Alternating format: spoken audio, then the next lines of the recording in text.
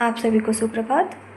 अगले रीतिकाल में उनके जो ग्रंथकार हैं, रीतिकालीन ग्रंथकार कवि हैं जो उनमें है 21वां नंबर गंजन नाम से दिया हुआ है। हिंदी साहित्य का इतिहास रामचंद्र शुक्ल द्वारा जो लिखा गया है उसमें रीतिकाल के बारे में अगले कवि हैं इसमें गंजन। ये काशी के रहने वाले गुजराती ब्राह्मण थे। इन्होंने संवत 1786 में कमरुद्दीन खां हुलास नामक श्रृंगार रस का एक ग्रंथ बनाया जिसमें भावभेद रसभेद के साथ षट ऋतु का विस्तृत वर्णन किया गया है। इस ग्रंथ में इन्होंने अपना पूरा वंश परिचय दिया है और अपने प्रपितामह मुकुट राय के कवित्व की प्रशंसा की है। कमरुद्दीन खां दिल्ली के बादशाह के वजीर थे और भाषा काव्य के अच्छे प्रेमी थे। इनकी प्रशंसा गंजन ने खूब जी खोल कर की है, जिसे जान पड़ता है उनके द्वारा कवि का बड़ा अच्छा सम्मान हुआ था। उपर्युक्त ग्रंथ एक अमीर को खुश करने के लिए लिखा गया है। इस ऋतु वर्णन के अंतर्गत उसमें अमीरी, शौक और आराम के बहुत से सामान गिनाए गए हैं। इस बात में ये ग्वाल कवि से मिलते जुलते हैं। इस पुस्तक में सच्ची भावुकता और प्रकृति रंजन की शक्ति बहुत अल्प है। भाषा विशिष्ट और प्रांजल ने एक कवि तो नीचे दिया जाता है।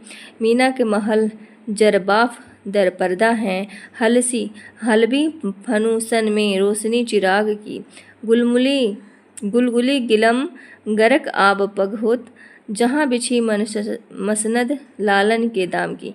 इसको लिखे हैं ये गंजन, जो भी कवित्व है गंजन द्वारा लिखा गया है। केती महताब मुखी खचित जवाहिरन, गंजन सुकवि कहे बौरी अनुराग की। तो गंजन सुकवि ने कहा है एतमाद दौला कमरुद्दीन खां की मजलिस, सिसिर में ग्रीष्म बनाई बड़ भाग की। अब अगले हैं 22 नंबर पे अली मुहिब खां। ये आगरा के रहने वाले थे। इनका नाम और था प्रीतम। तो ये आगरा के रहने वाले थे। इन्होंने संवत 1787 में खटमल बाईसी अली मुहिब खां द्वारा 1787 संवत 1787 में खटमल बाईसी नाम की हास्य रस की एक पुस्तक लिखी। इस प्रकरण के आरंभ में कहा गया है कि रीतिकाल में प्रधानता श्रृंगार रस की रही। यद्यपि वीर रस लेकर रीति ग्रंथ रचे गए, पर किसी और रस को अकेला लेकर मैदान में कोई नहीं उतरा था। यह हौसले का काम हजरत अली मुहिब खां साहिब ने कर दिखाया। इस ग्रंथ का साहित्यिक महत्व कई पक्षों में दिखाई पड़ता है। हास्य आलम्ब प्रधान रस है। आलंबन मात्र का वर्णन ही इस रस में पर्याप्त होता है। इस बात का स्मरण रखते हुए जब हम अपने साहित्य क्षेत्र में हास्य के आलंबनों की परंपरा की जांच करते हैं, तब एक प्रकार की बंधी रूढ़ी सी पाते हैं। संस्कृत के नाटकों में खाऊपन और पेट की दिल लगी बहुत कुछ बंधी सी चली आई। भाषा साहित्य में कंजूसों की बारी आई। अधिकतर यही हास्य रस के आलंबन रहे। खां साहब ने शिष्ट हास्य का एक बहुत अच्छा मैदान दिखाया। इन्होंने हास्य रस के लिए खटमल को पकड़ा, जिस पर यह संस्कृत उक्ति प्रसिद्ध है। कमला कमले शेते हर्ष्येते हिमालये, क्षीराब्धो च हरिष्येते मन्ये मत्कुरा शंकया। इनका हास्य गंभीर हास्य है। शुद्र और महत के अभेद की भावना उसके भीतर कहीं छिपी हुई है। इन सब बातों के विचार से हम खां साहब प्रीतम जी को एक उत्तम श्रेणी का पथ प्रदर्शक कवि मानते हैं। इनका और कोई ग्रंथ नहीं मिलता ना सही। इनकी खटमल बाईसी ही बहुत काल तक इनका स्मरण बनाए रखने के लिए काफ़ी है। खटमल बाईसी के दो कवित्व और देखते हैं हम लोग। जगत के कारण करण चारों वेदन के, जगत के कारण करण चारों वेदन के, कमल में बसे वह सुजान ज्ञान धारी के, पोषण अवनि दुख शोषण तिलोकन के, सागर में जाए सोए शेष सेज करी कै, मदन जरायो जो हाँ संहारे दृष्टि में सृष्टि, बसे है पहाड़ वे भाजी हर बरी के, विधि हरि हर और इनते न को तेव, खाट पे न सोए खटमलन को डर के, बाघन पे गयो देखी बनन में रहे छपी, सांपन पे गयो ते पताल ठौर पाई है, गजन पे गयो धूल डारत है शीश पर, वेदन पे गयो काहू दारू न बताई है, जब हराए हम हरि के निकट गए, हरि मूसों कही तेरी मति भूल छाई है, को न उपाय भटकत जनी डौल सुन, खाट के नगर खटमल की दुहाई है। दास 23वें नंबर पर दास, जो भिखारी दास के नाम से प्रसिद्ध है। ये प्रतापगढ़ में अवध के पास के टयोंगा गांव के रहने वाले श्रीवास्तव कायस्थ थे। इन्होंने अपना वंश परिचय पूरा दिया है। इनके पिता कृपाल दास, पितामह वीरभानु, प्रपितामह राय रामदास और वृद्ध प्रपितामह राय नरोत्तम दास थे। दास जी के पुत्र अवधोष लाल और पौत्र गौरी शंकर थे, जिनके अपुत्र मर जाने से वंश परंपरा खंडित हो गई। दास जी के इन ग्रंथों का पता लग चुका है। रस सारांश संवत 1799, छंदाणव पिंगल संवत 1799, काव्य निर्णय संवत 1803, श्रृंगार निर्णय संवत 1807, नाम प्रकाश कोश संवत 1795, विष्णु पुराण भाषा दोहे चौपाई में, छंद प्रकाश शतरंज शतिका, अमर प्रकाश संस्कृत अमर कोश भाषा पद्य में। काव्य निर्णय में दास जी ने प्रतापगढ़ के सोमवंशी राजा पृथ्वी सिंह के भाई बापू हिंदुपति सिंह को अपना आश्रयदायक लिखा है। राजा पृथ्वीपति संवत 1791 में गद्दी पर बैठे थे और 1807 में दिल्ली के वजीर सफदर जंग द्वारा छल से मारे गए थे। ऐसा जान पड़ता है कि संवत 1807 के बाद इन्होंने कोई ग्रंथ नहीं लिखा, अतः इनका कविता काल संवत 1785 से लेकर संवत 1807 तक माना जा सकता है। काव्यांगों के निरूपण में दास जी को सर्वप्रधान स्थान दिया जाता है, क्योंकि इन्होंने छंद, रस, अलंकार, रीति गुण, दोष, शब्द शक्ति आदि सब विषयों का औरों से विस्तृत प्रतिपादन किया। जैसा पहले कहा जा चुका है, श्रीपति से इन्होंने बहुत कुछ लिया है। इनकी विषय प्रतिपादन शैली उत्तम है और आलोचना शक्ति भी इनमें कुछ पाई जाती है। जैसे हिंदी काव्य क्षेत्र में इन्हें परकिया के प्रेम की प्रचुरता दिखाई पड़ी, जो रस की दृष्टि से रसाभास के अंतर्गत आता है। जो काव्य क्षेत्र में इन्हें परकिया के प्रेम की प्रचुरता दिखाई पड़ी थी, जो रस की दृष्टि से रसाभास के अंतर्गत आता है। बहुत से स्थलों पर तो राधा कृष्ण का नाम आने से देव काव्य का आरोप हो जाता है और दोष का कुछ परिहार हो जाता है, पर सर्वत्र ऐसा नहीं होता। इससे दास जी ने स्वकीय का लक्षण ही कुछ अधिक व्यापक करना चाहा और कहा, श्री माननी के भवन में भोग्य भामिनी और तीनों को सुकिया हमें गने सुकवि सिर मोर। पर यह कोई बड़े महत्व की उद्भावना नहीं कही जा सकती। जो लोग दास जी के 10 और हावों के नाम लेने पर चौंके हैं, उन्हें जानना चाहिए कि साहित्य दर्पण में नायिकाओं के स्वभावज अलंकार 18 कहे गए हैं। लीला विलास, विच्छेदता, विवोक, किंचित, मोटायित्ता, कुट्टमित्ता, विभ्रम, ललित, वृहत, विहृत, मद, तपन, मौग्ध्य, विक्षेप, कुतूहल, हसित, चकित और केली, इनमें से अंतिम 8 को लेकर यदि दास जी ने भाषा में प्रचलित 10 भावों को जोड़ दिया तो क्या नई बात की। यह चौकना तब तक बना रहेगा जब तक हिंदी में संस्कृत के मुख्य सिद्धांत ग्रंथों के सब विषयों का यथावत समावेश न हो जाए और साहित्य शास्त्र का सम्यक अध्ययन न होगा। अतः दास जी ने आचार्यत्व के संबंध में भी हमारा एक तनक जो देव आदि के विषय में, यद्यपि इस क्षेत्र में औरों को देखते दास जी ने अधिक काम किया है, पर सच्चे आचार्य का पूरा रूप इन्हें प्राप्त नहीं हो सका है। परिस्थिति से ये भी लाचार्य थे। इनके लक्षण भी व्याख्या के बिना अपर्याप्त और कहीं कहीं भ्रामक है और उदाहरण भी कुछ स्थलों पर अशुद्ध हैं। जैसे उपादान लक्षण लीजिए, इसका लक्षण भी गड़बड़ है और उसी के अनुरूप उदाहरण भी अशुद्ध है। अतः दास जी औरों के समान वस्तुतः कवि के रूप में भी हमारे सामने आते हैं।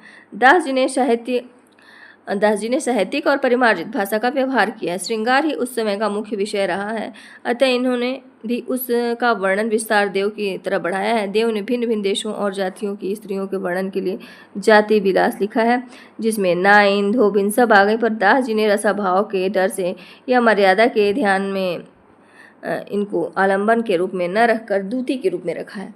इनके रस सारांश में नाइन, नटिन, धोबिन, कुम्हारिन, बरेन सब प्रकार की दूतियाँ मौजूद हैं। इनमें देव की अपेक्षा अधिक रस विवेक था। इनका श्रृंगार निर्णय अपने ढंग का अनूठा काव्य है। उदाहरण मनोहर और सरस हैं। भाषा में शब्दाडंबर नहीं है, न ये शब्द चमत्कार पर टूटे हैं, न दूर की सूझ के लिए व्याकुल हुए हैं। इनकी रचना कला पक्ष में संयत और भाव पक्ष में रंजन कारणी है। विशुद्ध काव्य के अतिरिक्त इन्होंने नीति की शुक्तियाँ भी बहुत सी कही हैं, जिनमें उक्ति वैचित्र्य अपेक्षित होता है।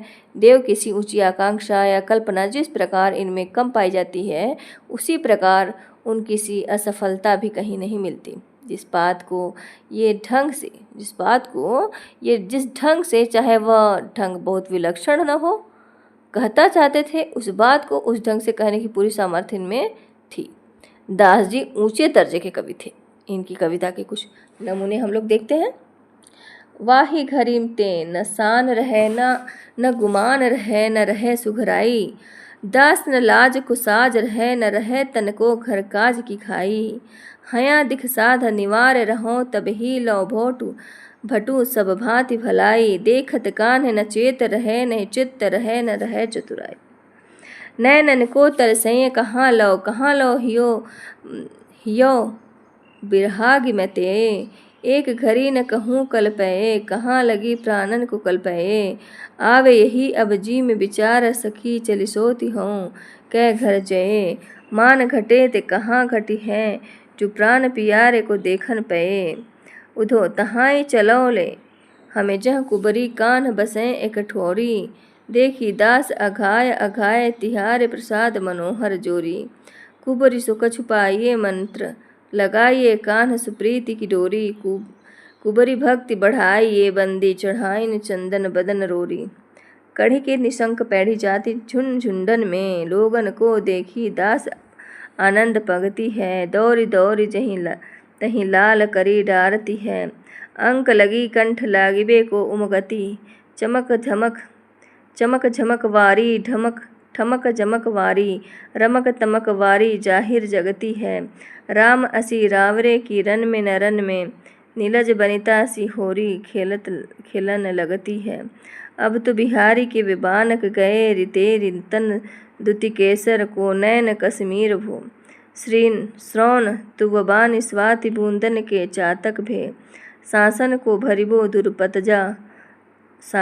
भरिबो दुर्पदजा को चीर भो। हिय को हरस मरुद्धारणी को नीर भोरी। जियरो मनुभव सरन को तुनिर भो। एरी बेगी करे के मिला पुथिर था पुनतओ। आपु अब चाहत अतनु को शरीर भो। अखिया हमारी दई मारी सुधि बूधि हारी। मोहू ते जू न्यारी दास रहे सब काल में। कौन गहे ज्ञाने काहि सौपत सयाने कौन। लोक ओक जाने यही नहीं है निज हाल में। प्रेम पगी रही महामोह के उमगी रही। ठीक ठगी रही लगी रही बनमाल में। लाज को अंचय के कुल धर्म पंच के वृथा। बंधान संच के भई मगन गोपाल में। अब अगले कवि हैं भूपति राजगुरु दत्ता सिंह। ये अमेठी के राजा थे। इन्होंने संवत 1791 में श्रृंगार के दोहों की एक सतसई बनाई। उदयनाथ कविंद्र इनके यहाँ बहुत दिनों तक रहे। ये महाशय जैसे सहृदय और काव्य मर्मज्ञ थे, वैसे ही कवियों का आदर सम्मान करने वाले भी थे। क्षत्रियों की वीरता भी इनमें पूरी थी। एक बार अवध के नवाब सआदत खां से ये बिगड़ खड़े हुए। सआदत खां ने जब इनकी गढ़ी घेरी तब ये बाहर सआदत खां के सामने ही बहुतों को मार काट कर गिराते हुए जंगल की ओर निकल गए। इनका उल्लेख कविंद्र ने इस प्रकार किया है। समर अमेठी के सरेस गुरुदत्त सिंह। सादत की सेना समसेन शोभानी है। भनत कविंद्र काली हुलसी सीसन को ईस की जमानी सरहानी है। तहाँ एक जोगिनी सुभट खोपरी ले उड़ी। सोनित पियत ताकि उपमा बखानी है। प्यालों ले चीनी को नी के जोबन तरंग मानो। रंग हेतु पीवत मजीठ मुगलानी है। सतसई के अतिरिक्त भूप जी ने कंठाभूषण और रस रत्नाकर नामक 2 रीति ग्रंथ भी लिखे जो कहीं देखे नहीं गए हैं, शायद अमेठी में हो। सतसई के दोहे दिए जाते हैं। घूंघट पटकी आड़ दे हंसती जबै वह दार। शशि मंडल ते कढ़ती छनी जनु पीयूष की धार। भय रसाल है भरे पुहुप मकरंद। मान सान तोरत तुरत भ्रमत भ्रमर मदमंद। 25वें नंबर पे है तोषनिधि। तोषनिधि ये एक प्रसिद्ध कवि हुए हैं। ये श्रृंगवेरपुर सिंगरौर जिला इलाहाबाद के रहने वाले चतुर्भुज शुक्ल के पुत्र थे। इन्होंने संवत 1791 में सुधा निधि नामक एक अच्छा बड़ा सा ग्रंथ रसभेद और भावभेद का बनाया। खोज में इनकी 2 पुस्तकें और मिली है, विनय शतक और नखशिख। और बड़ा सा ग्रंथ क्या कौन सा है? सुधा निधि। रसभेद और भावभेद भी बनाया। कौन? तोष जी ने काव्यांगों के जो काव्य के जो अंग हैं उनको बहुत अच्छे लक्षण और सरस उदाहरण दिए हैं। उठाई हुई कल्पना अच्छा निर्वाह हुआ है और भाषा स्वाभाविक प्रवाह के साथ आगे बढ़ती है। तोष जी एक बड़े ही सहृदय और निपुण कवि थे। भावों का विधान सघन होने पर भी कहीं उलझा नहीं है। बिहारी के समान इन्होंने भी कहीं कहीं ऊहात्मक अत्युक्ति दी है। कविता के कुछ नमूने दिए जाते हैं। भूषण भूषित दूषणहीन प्रवीण महारसमय छवि छाई, पूरी अनेक पदार्थ ते जेमी में परमार्थ स्वार्थ पाई, और उकते मुकते उलही कवितोष अनोषत अनोष भरी चतुराई, होत सबै सुख की बनिता जब बनी आवत जो बनिता कविताई, एक कहे हंसी उधावजु, एक कहे हंसी उधावजु, ब्रज की जुगति तजी चंद्र प्रभासी, जाय कियों कह तोस प्रभु एक प्राण प्रिया लही कंस की दासी, हो जो हुते कान प्रवीण महासुहा, मथुरा में कहा मति नासी, जीव नहीं उबियात जबै डिग पौढ़ती है कुबिजा कछुआसी। श्री हरि की छवि देखिबे को अखिया प्रति रोमही में कर दे, तो बैनन को सुनिबे हित श्रोण जिते तित सो कर तो करिहे, तो मोह ढिग छाड़ी न काम कहूँ रह तोस कह लिखितो विधि ए, तो करतार इति करनी करिके कलिमे कल कीर्ति ले, तो तन में रवि को प्रतिबिंब परे किरण सुघनी सरसाती, भीतर हु रही जात नहीं अखिया चकचौधि हवै जाती है राती, बैठी रहो बलि कोठरी में कहतोष करो बिनती बहु भांति, सारसी नैनी ले आरसी जुसो अंग काम कढ़ा कढ़ी घाम में जाती। अब अगले हैं दलपति राय और बंसीधर। दलपति राय महाजन और बंसीधर ब्राह्मण थे। दोनों अहमदाबाद गुजरात के रहने वाले थे, दलपति राय और बंसीधर दलपति राय। इन लोगों ने संवत 1792 में उदयपुर के महाराणा जगत सिंह के नाम पर अलंकार रत्नाकर नामक ग्रंथ बनाया। इसका जो आधार है महाराज जसवंत सिंह का भाषा भूषण है। इसका आधार महाराज जसवंत सिंह का भाषा भूषण है। इसका भाषा भूषण के साथ प्राय वही संबंध है जो कुवलयानंद का चंद्रालोक के साथ। कुवलयानंद जो है वो चंद्रालोक के साथ जुड़ा हुआ था, उसी तरह से भाषा भूषण का अलंकार रत्नाकर के साथ जुड़ा हुआ है। इस ग्रंथ में विशेषता यह है कि इसमें अलंकारों का स्वरूप समझाने का प्रयत्न किया गया है। इस कार्य के लिए गद्य व्यवहृत हुआ है। रीतिकाल के भीतर व्याख्या के लिए कभी कभी गद्य का उपयोग कुछ ग्रंथकारों के सम्यक निरूपण की उत्कंठा सूचित करता है। इस उत्कंठा के साथ साथ गद्य की उन्नति की आकांक्षा का सूत्रपात समझना चाहिए और सैकड़ों वर्ष बाद पूरी हुई थी। और अलंकार रत्नाकर में उदाहरणों पर अलंकार घटा कर बताए गए हैं और उदाहरण दूसरे अच्छे कवियों के भी बहुत से हैं। इससे यह अध्ययन के लिए बहुत ही उपयोगी है। दंडी आदि कई संस्कृत आचार्यों के उदाहरण भी लिए गए हैं। हिंदी कवियों की लंबी नामावली ऐतिहासिक खोज में बहुत उपयोगी है। कवि भी ये अच्छे लोग थे। पद्य रचना की निपुणता के अतिरिक्त इनमें भावुकता और बुद्धि वैभव दोनों हैं। इनका एक कवित्व नीचे दिया जाता है। अरुण हरौल नभ मंडल मुकुल मुलुक पर, चढ़ियो अक चक्कवे की तान के किरीन कोर, आवत ही सांवत नक्षत्रा जोय धाय धाय, घोर घमासन करी काम आय ठौर ठौर, ससहर सेत भयो सटक्यो सहमि ससी, आमिल उलुक जाय गिरे कंदरन ओर, धुंद देख अरबिंद बंद खाने ते भगाने, पायक पुलिंद वै मालिंद मकरंद चोर। अगले हैं सोमनाथ ये माथुर ब्राह्मण थे और भरतपुर के महाराज बदन सिंह के कनिष्ठ पुत्र प्रताप सिंह के यहाँ रहते थे। इन्होंने संवत 1794 में रस पीयूष निधि, सोमनाथ ने क्या लिखा, रस पीयूष निधि संवत 1794 में एक वृत्ति का एक विशिष्ट ग्रंथ बनाया जिसमें पिंगल, काव्य लक्षण, प्रयोजन, भेद, शब्द शक्ति, ध्वनि, भाव, रस, रेति, गुण, दोष इत्यादि सब विषयों का निरूपण है। यह दास जी के काव्य निर्णय से बड़ा है। काव्यांग निरूपण में ये श्रीपति और दास के समान ही है। विषय को स्पष्ट करने की प्रणाली इनकी बहुत अच्छी है। तो सोमनाथ की विस्तृत ग्रंथ कौन सा है? सोमनाथ का रस पीयूष निधि। विषय निरूपण के अतिरिक्त कवि कर्म में भी ये सफल हुए हैं। कविता में ये अपना उपनाम शशिनाथ भी रखते थे। इनमें भावुकता और सहृदयता पूरी थी, इससे इनकी भाषा में कृत्रिमता नहीं आने पाई। इनकी एक अन्योक्ति कल्पना की मार्मिकता और प्रसादपूर्ण व्यंग्य के कारण बहुत प्रसिद्ध है। सघन और पेचीले मजमून गांठने के फेर में न पड़ने के कारण इनकी कविता को साधारण समझना सहृदयता के सर्वथा विरुद्ध है। रस पीयूष निधि के अतिरिक्त खोज में इनके 3 और ग्रंथ मिले हैं। कृष्ण लीलावती पंचाध्यायी, कृष्ण लीलावती पंचाध्यायी संवत 1800, सुजान विलास सिंहासन 32 पद्य में संवत 1807, माधव विनोद नाटक संवत 1809। उक्त ग्रंथों मतलब कृष्ण लीलावली, सुजान विलास, माधव विनोद नाटक, ये तीनों हैं। उक्त ग्रंथों के निर्माण काल की ओर ध्यान देने से इनका कविता काल संवत 1790 से लेकर 1810 तक ठहरता है। रीति ग्रंथ और मुक्तक रचना के सिवा इस सत कवि के प्रबंध काव्य की ओर भी ध्यान गया। सिंहासन 32 के अनुवाद को यदि हम काव्य न माने तो कम से कम पद्य प्रबंध अवश्य कहना पड़ेगा। माधव विनोद नाटक शायद मालती माधव के आधार पर लिखा हुआ प्रेम प्रबंध है। जो मालती माधव लिखा गया था उसी के आधार पर यह उन्होंने प्रकट किया है शुक्ल जी ने कि यह प्रेम संबंध है, अरे प्रेम प्रबंध है। पहले कहा जा चुका है कल्पित कथा लिखने की प्रथा हिंदी के कवियों में प्रायः नहीं के बराबर रही। जहांगीर के समय में संवत 1673 में बना पुहकर कवि का रसरत्न, जो पुहकर कवि थे जहांगीर टाइम पे जो लिखा गया था पुहकर कवि द्वारा रसरत्न लिखा गया था पुहकर कवि द्वारा, अब तक नाम लेने योग्य कल्पित प्रबंध काव्य था। अतः सोमनाथ जी का यह प्रयत्न उनके दृष्टि विचार का परिचायक है। नीचे सोमनाथ जी की कुछ कविताएं दी जा रही हैं।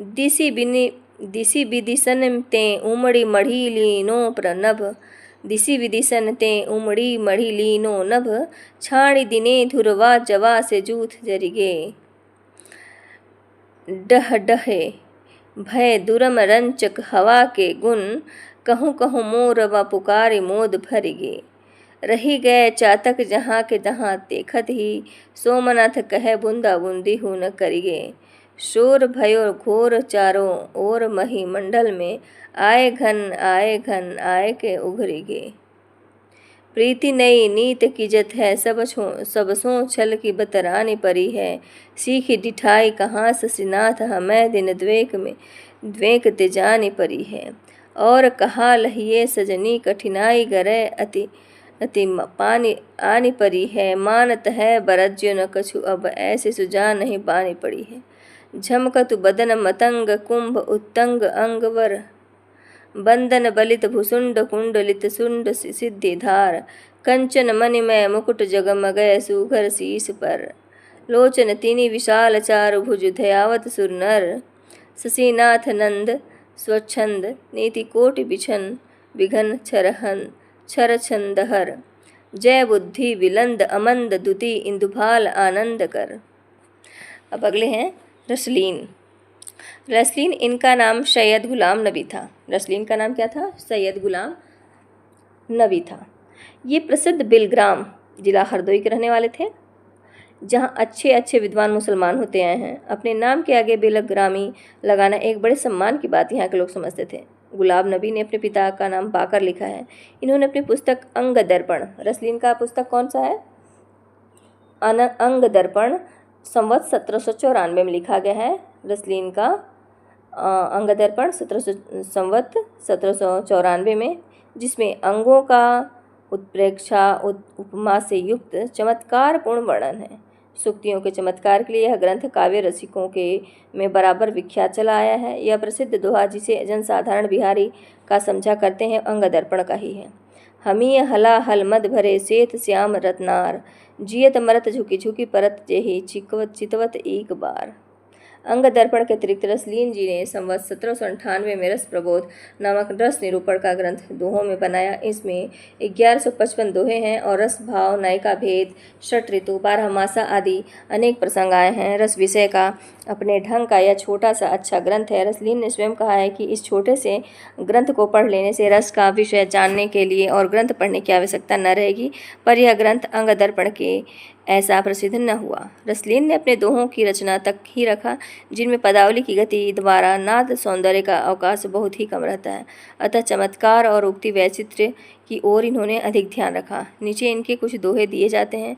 धारति न चौक नगर न गजर ही याति उर में लाए, छाह परे पर पुरुष की जनि तीय धर्म नसाए, चख चलि श्रवण चिमिल्य चहत कच बढ़ी छुअन छवानी, कटि निज दरब धार्यो चहत वच्छ स्थल में आनी, कुमति चंद प्रति द्वयोस बढ़ी मास मास कढ़ी आए, तुव मुख मधुराई लखै फिको परि घट जाए, रमनी मन पावत नहीं लाज प्रीति को अंत, दुह और ऐचो रहे जिमि बीबी तिय को कंत, तिय सैसौ जो बन मिले भेद न जान्यो जात, प्रात समय ने सीधे ओस के धुओ भाव दरसात।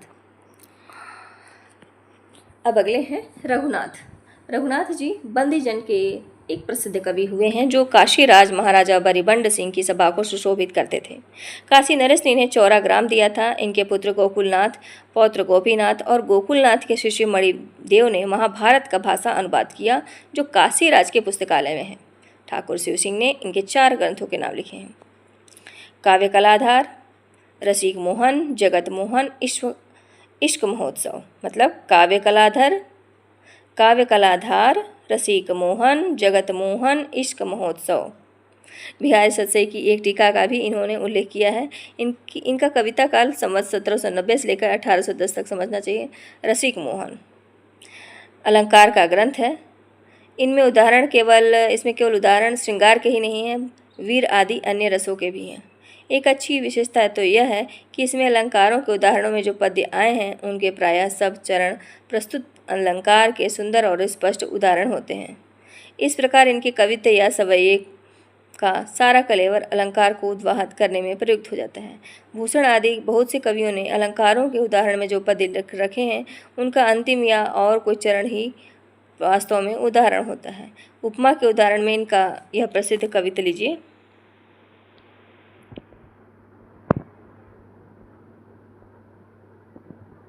फूली उठे कमल से अमल हितु के नैन, कहे रघुनाथ भरे चैन रस सियरे।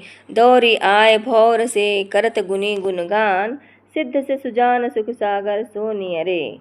सुरभि सी खुलन सुकवि की सुमति लागी, चिड़िया सी जागे चिंता जनक के जियरे।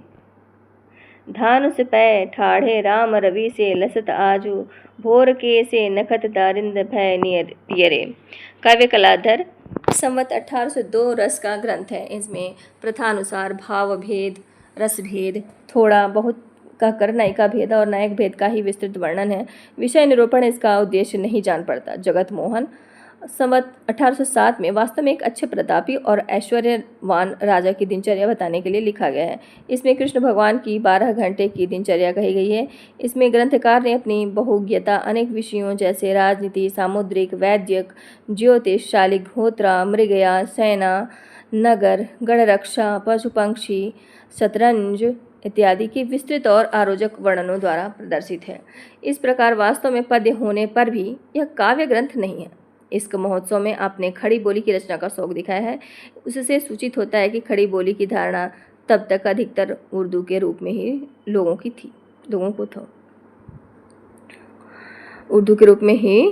को थी। कविता के कुछ नमूने उद्धृत किए जा रहे हैं। ग्वाल संग जयबो ब्रज गयन चरैबो एबो, अब कहाँ दाहिने ये नैन फरकत हैं। मोतिन की माल वारी डारो गुंज माल पर, कुंजन की सूधी आए हीरो धारकत हैं। गोबर को गारो रघुनाथ कछु याते भारो, महाभयो महलनी मनी मरकत हैं। मंदिर हैं मंदिर ते ऊंचे मेरे द्वार काके, ब्रज के खरिक तो ही ये खरकत हैं। कैधो शेष तेस ते निकसी भूमि पे पाए, बदन ऊंचाए बानी जस अस्पंदन की, कैधो छिति चंवरी उसीर की दिखावती हैं। ऐसी सोहे उज्ज्वल किरण जैसे चंद की, जानी चिंदिन पाल श्री निपाल नंद लाल जू को, कहे रघुनाथ पाए सुघरी आनंद की, छुटत फुहारे कैधो फूल्यों हैं कमल तासों, अमल अमंद मढ़े धार मकरंद की, सुधरे सिलाह राखें वायु वेग वाह राखें, रसद की राह राखें रहे बन को, चोर को समाज राखें बजा और नजर राखें, खबरी के काज बहु रूपी हर फन को, आगम भखैया राखें सगुन लेवैया राखें, कहे रघुनाथ और विचार बीच मन को, बाजी हारे कबहू न अवसर के परे जौन, ताजी राखे प्रजन को राज सुफट कौन। आप दरियाव पास नदियों के जाना नहीं, दरियाव पास नदी होगी सो धावेगी, दरखत बेली आसरे को कभी राखता न, दरखत ही के आसरे को बेली पावेगी। मेरे तो लायक जो था कहना सो कहा मैंने, रघुनाथ मेरी मति न्याव ही की गावेगी। वह मुहताज है आपकी आप उसके न, आप क्यों चलोगे वह आप पास आवेगी। अब अगले हैं 31वां नंबर दुल्हा। ये कालिदास त्रिवेदी के पौत्र और उदयनाथ कविंद्र के पुत्र। कालिदास हजारा लिखा गया है कालिदास त्रिवेदी का, और उनके पुत्र उदयनाथ, और उसके बाद ये दुल्हा। तो ऐसा जान पड़ता है ये अपने पिता के सामने ही अच्छी कविता करने लगे थे। ये कुछ दिनों तक अपने पिता के समसामयिक रहे। कविंद्र के रचे ग्रंथ 1804 तक के मिले हैं, अतः इनका कविता काल संवत 1800 से लेकर संवत 1825 के आसपास तक माना जा सकता है। इनका बनाया एक ही ग्रंथ कवि कुलकंठाभरण लीला है, जिसमें निर्माण काल नहीं दिया है, पर इनके फुटकल कवित्त और भी सुने जाते हैं। कवि कुलकंठाभरण अलंकार का एक प्रसिद्ध ग्रंथ है। इसमें यद्यपि लक्षण और उदाहरण एक ही पद में कहे गए हैं, पर कवित्त और सवैया के समान बड़े छंद लेने से अलंकार स्वरूप और उदाहरण दोनों के सम्यक कथन के लिए पूरा अवकाश मिला है। भाषा भूषण आदि दोहों में रचे हुए इस प्रकार के ग्रंथों से इसमें यही विशेषता है, इसके द्वारा सहज में अलंकारों का चलता बोध हो सकता है। इसी से दुल्हा जी ने इसके संबंध में आप कहा है, जो या कंठाभरण को कंठ करे चितलाए, सभा मध्य शोभाल है अलंकृति ठहराए। इनके कवि कुलकंठाभरण में केवल 85 पद्य हैं। फुटकल जो कवित्त मिलते हैं वे अधिक से अधिक 15 या 20 होंगे। अतः इनकी रचना बहुत थोड़ी है, पर थोड़ी होने पर भी उसने इन्हें बड़े अच्छे प्रतिभा संपन्न कवियों की श्रेणी में प्रतिष्ठित कर दिया है। देव, दास, मतीराम आदि के साथ दुल्हा का भी नाम लिया जाता है। इनकी इस सर्वप्रियता का कारण इनकी रचना की मधुर कल्पना, मार्मिकता और प्रौढ़ता है। इनके वचन अलंकारों के प्रमाण में भी सुनाए जाते हैं और सहृदय श्रोताओं के मनोरंजन के लिए भी। किसी कवि ने इन पर प्रसन्न होकर यहाँ तक कहा है कि और बराती सकल कवि दुल्ह दुल्हराए। इनकी रचना के कुछ उदाहरण हम लोग देखते हैं। माने सन माने तेड़ माने सन माने सन, माने सन मान पाई तू है। कहे कवि दुल्ह अजाने अपमाने, अपमान सो सदन तिन्हीं को छाइए तू है।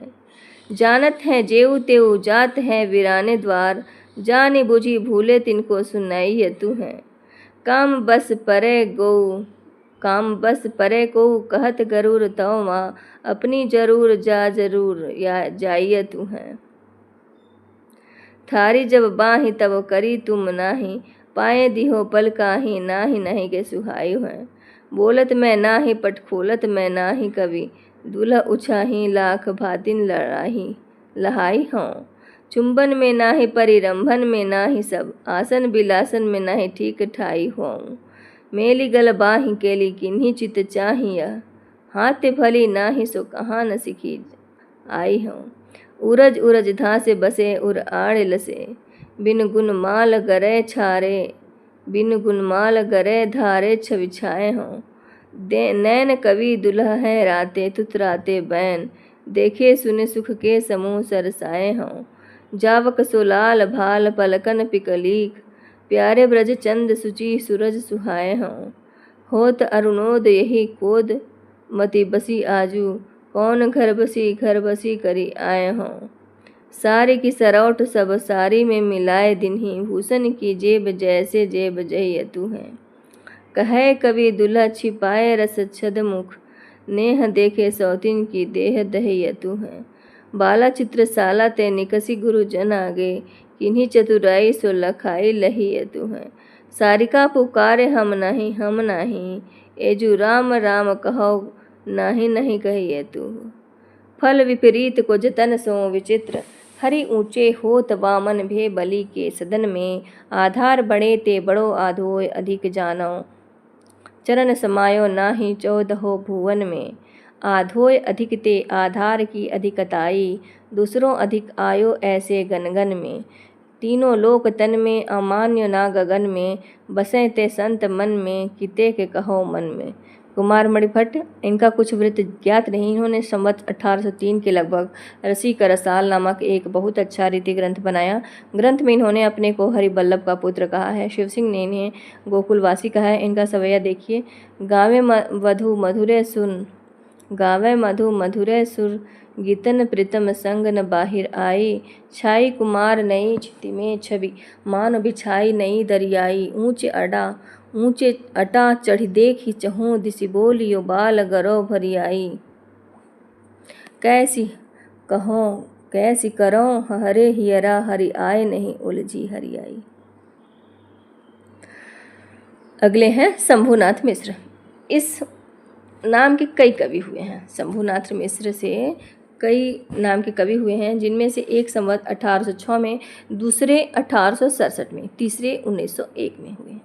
यहाँ प्रथम का उल्लेख किया जाता है जिन्होंने रस कल्लोल, रस तरंगिणी और अलंकार दीप नामक 3 रीति ग्रंथ बनाए हैं। ये असोथर के राजा भगवंत राय खींची के यहाँ रहते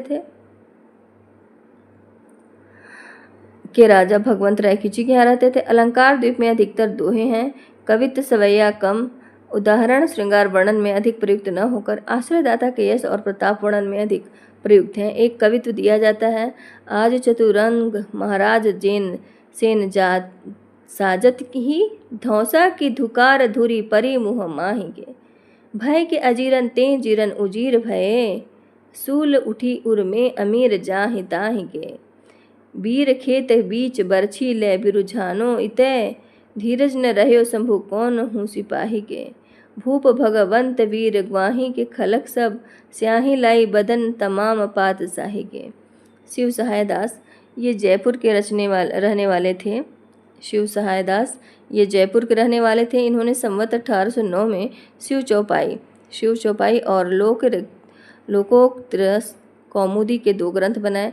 लोकोक्ति रस कौमुदी में विचित्रता यह है कि पखानों या कहावतों को लेकर नए का भेद कहा गया है। जैसे करो रुखाई नाहीन बाम, बैग ही ले आऊं घन श्याम। कहे पखान भरी अनुराग, बाज तात की बुझ्यो राग। बोल निठुर पिया बिनु दोष, आप ही तिय बैठी गही रोष। कहे पखान जेहि गही मौन, बैल न कुदयो कूदी गोन। रूपसाही ये पन्ना के रहने वाले श्रीवास्तव कायस्थ थे। रूपसाही अगले हैं 35 नंबर पे। रूपसाही पन्ना के रहने वाले श्रीवास्तव कायस्थ थे। इन्होंने संवत 1813 में रूप विलास नामक ग्रंथ लिखा, जिसमें दोहे में ही कुछ पिंगल, कुछ अलंकार, नए का भेद आदि हैं, जो 2 नमूने लेकर दिए जाते हैं। जगमगाती सारी झरी झलमल भूषण ज्योति, भरी दोपहरी तिया की भेंट पिया हो सो होती। लालन बेगी चलौन क्यों बिना तिहारे लाल, मार मरोरनी सो मरती करिए परसी निहाल। 36वें नंबर पर ऋषिनाथ हैं।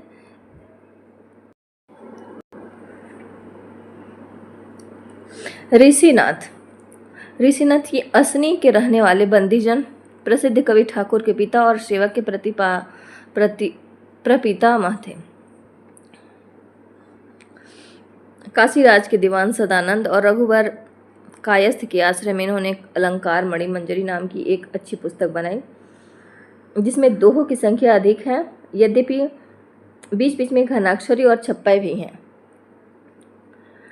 इसका रचना काल संवत 1831 है, जिससे यह इनकी वृद्धावस्था का ग्रंथ जान पड़ता है। इनका कविता काल संवत 1790 से 1831 तक माना जा सकता है। कविता ये अच्छी करते थे। एक कवित्व दिया जा रहा है। छाया छत्र हवै करती मही, पालन को पूरो फैलो रजत अपार हवै। मुकुट उदार हवै लगत सुख श्रीनयनन में, जगत हंस हास हिरहार हवै।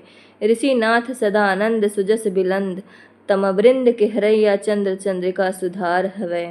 हीतल को शीतल करत घनसार हवै, महितल को पावन करत गंगाधार हवै। अगले नंबर पे है 37 नंबर पे बैरिसाल ये असनी के रहने वाले ब्रह्म भट्ट थे। क्या थे? ब्रह्म भट्ट थे। उनके वंशधर अब तक असनी में हैं। इन्होंने भाषाभरण नामक एक अच्छा अलंकार ग्रंथ संवत 1825 में बनाया, जिसमें प्रायः दोहे ही हैं।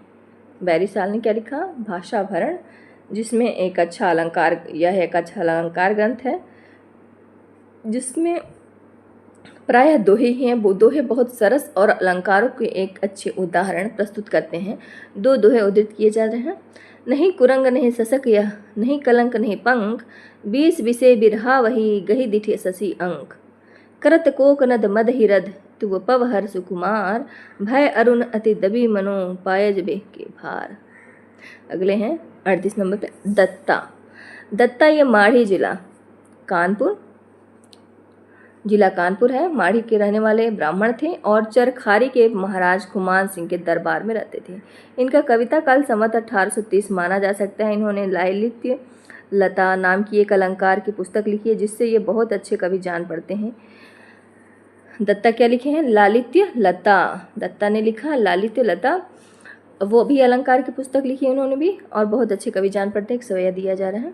ग्रीष्म में तपे भीषम भानु, गई बन कुंज सखिन की भूल सो, घाम सुबाम लता मुरझान, बयारी करें घनश्याम दुकुल सो। कंपत यो प्रगटयो तन सवेद उरोजन, दत्त जू ठोड़ी के मूल सो, जय अरविंद कपीन पै, मानव गिर मकरंद गुलाल के फूल सो। अब अगले हैं 39वें नंबर पर रतन कवि। रतन कवि के बारे में वृत्त कुछ भी उनका ज्ञात नहीं है। शिव सिंह ने इनका जन्मकाल संवत 1798 लिखा है। इससे इनका कविता काल संवत 1830 के आसपास माना जा सकता है।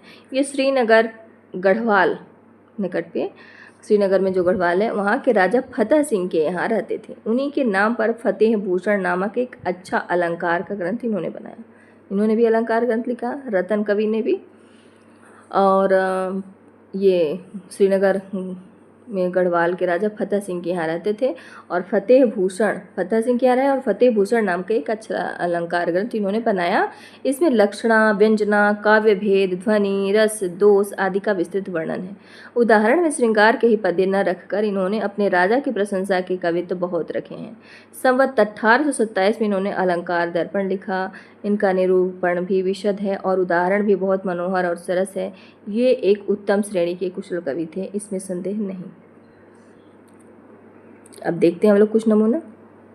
बैरिन की बाहिनी को भीषण निदाघ रवि, कुबलय केली को सरस सुधा करु है, दान झरी सिंधुर जग को बसुधार है, विबुधा कुलनी को फलित काम तरु है, पानिप मणि को रतन रत्नाकर को, कुबेर पुण्य जनन को क्षमा महिधारु है, अंग को सनाह बनराह को रमा को नाह, महाभा फतेह शाह एक नरबरु है। कागज की कोरवार भार अनियार नैन, कारे सटकारे बारछ हरे छवानी छवै, श्याम सारी भीतर भबक गोरे गातन की, ओ पवारी न्यारी रही बदन उजारी हवै, मृगमद भेंदी भाल में दी यही आभरण, हरन हिय को तू है रंभा रति ही अवै, नीके नथनी के तैसे सुंदर सुहात मोती, चंद पचवै सु रहे सु मानो सुधा बुंद धवै।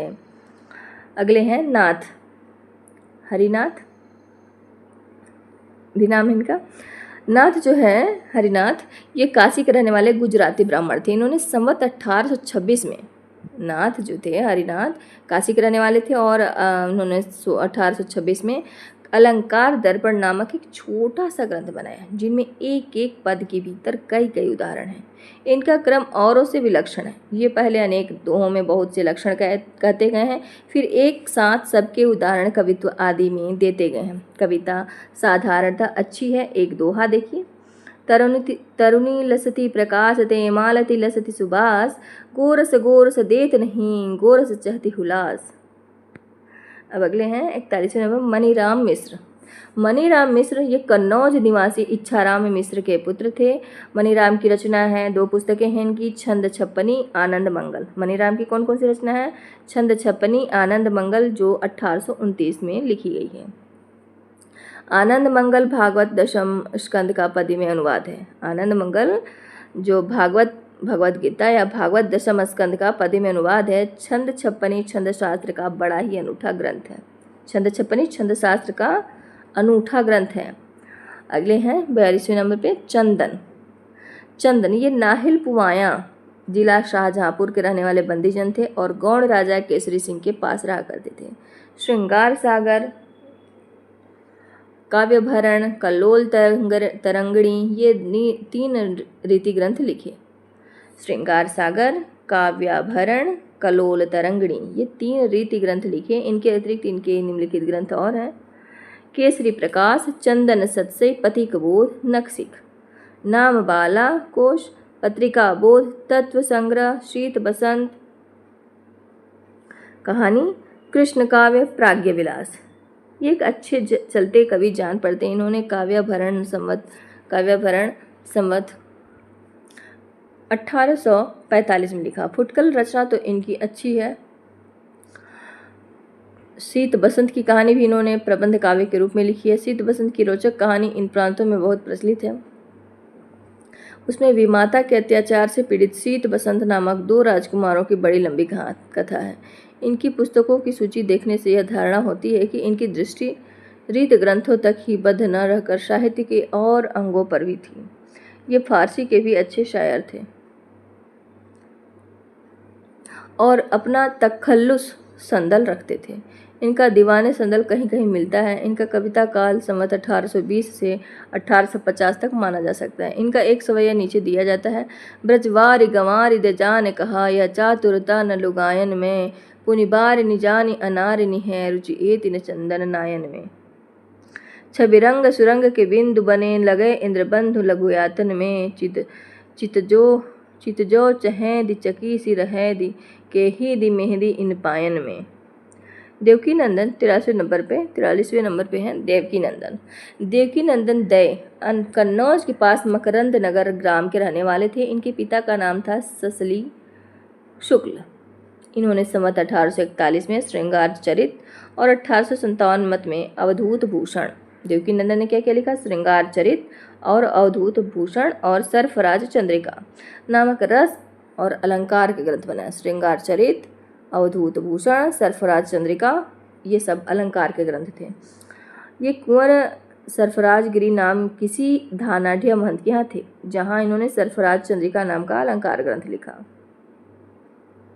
इसके उपरांत के रुद्दा मऊ जिला हरदोई के रईस अवधूत सिंह के यहाँ गए, जिनके नाम पर अवधूत भूषण बनाया। इनका एक नक्सिक भी है। शिव सिंह को इनके इस नक्सिक का ही पता था, दूसरे ग्रंथों का नहीं। श्रृंगार चरित में रस भाव नयिका भेद आदि के अतिरिक्त अलंकार भी आ गए हैं। अवधूत भूषण वास्तव में इसी का कुछ प्रवर्धित रूप है। इनकी भाषा मंजी हुई और भाव प्रौढ़ है। बुद्धि वैभव भी इनकी रचना में पाया जाता है। कहीं कहीं कूट भी इन्होंने कहा है। कल वैचित्र्य की ओर अधिक झुकी हुई होने पर भी इनकी कविता में लालित्य और माधुर्य पूरा है। 2 कवित्व नीचे दिए जाते हैं। बैठी रंग रावटी में हेरत पिया की बाट आयन बिहारी भई निपट अधीर में देवकी नंद कहे श्याम घटा घिरी आई जान गति प्रलय की डरानी बहुबीर में सेज पे सदा शिव की मूर्ति बनाय पूजी तिनी डर तिनहु की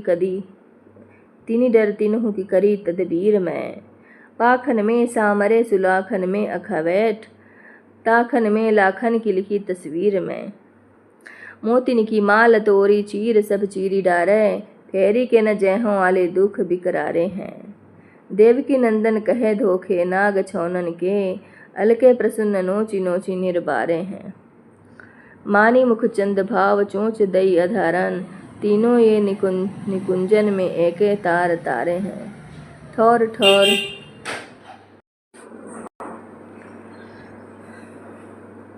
मानी मुख चंद भाव चोंच दई अधारन तीनों ये निकुंजन में एके तार तारे हैं ठौर ठौर डोलत मराल मतवारे तैसे मोर मतवारे त्यों चकोर मतवारे हैं।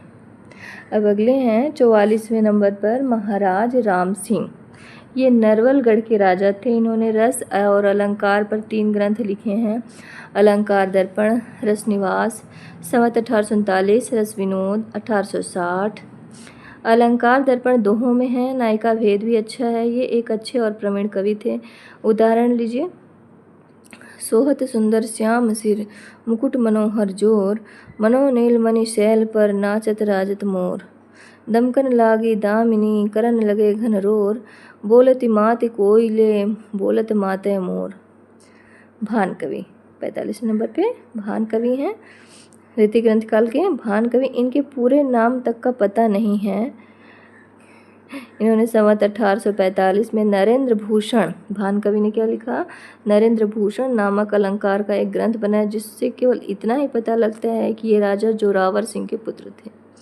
और राजा रतनजोर सिंह के बुंदेल के यहाँ रहते थे।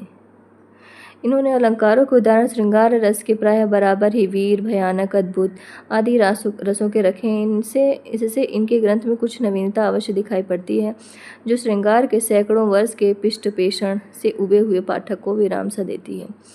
इनकी कविता में भूषण किसी फड़क और प्रसिद्ध श्रृंगारियों किसी तन्मयता और मधुरता तो नहीं है, पर रचना प्रायः पुष्ट और परिमार्जित है। रन मतवारे ये जोरावर दुलारे तो बाजत नगारे भय गालिब दिगिस पर दल के चलत खर भदर होत चारों ओर चालती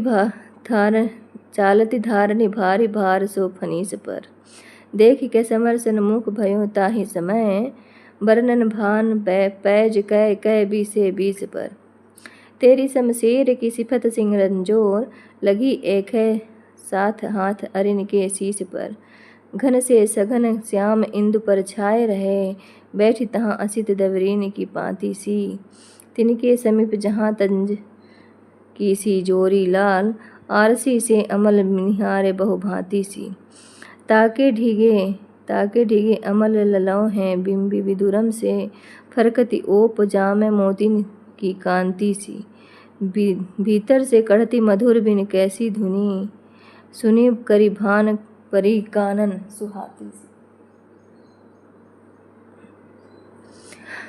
अगले हैं थान कवि 46 नंबर।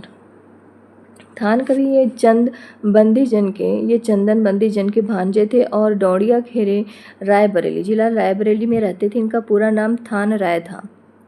इनके पिता निहाल राय, पितामह महाव सिंह और प्रपितामह लाल राय थे। इन्होंने संवत 1848 में दलेल प्रकाश, थान कवि ने क्या लिखा, दलेल प्रकाश नामक एक रीति ग्रंथ का चंडरा बैसवारा के रईस दलेल सिंह के नाम पर बनाया।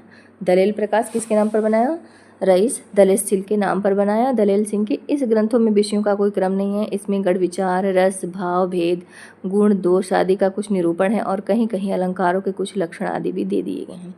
कहीं राग रागनियों के नाम आए तो उनके भी लक्षण कह दिए। पुराने टीकाकारों की सी गति है। अंत में चित्रकाव्य भी रखे गए हैं। सारांश यह कि इन्होंने कोई सर्वांगपूर्ण ग्रंथ बनाने के उद्देश्य से नहीं लिखा है।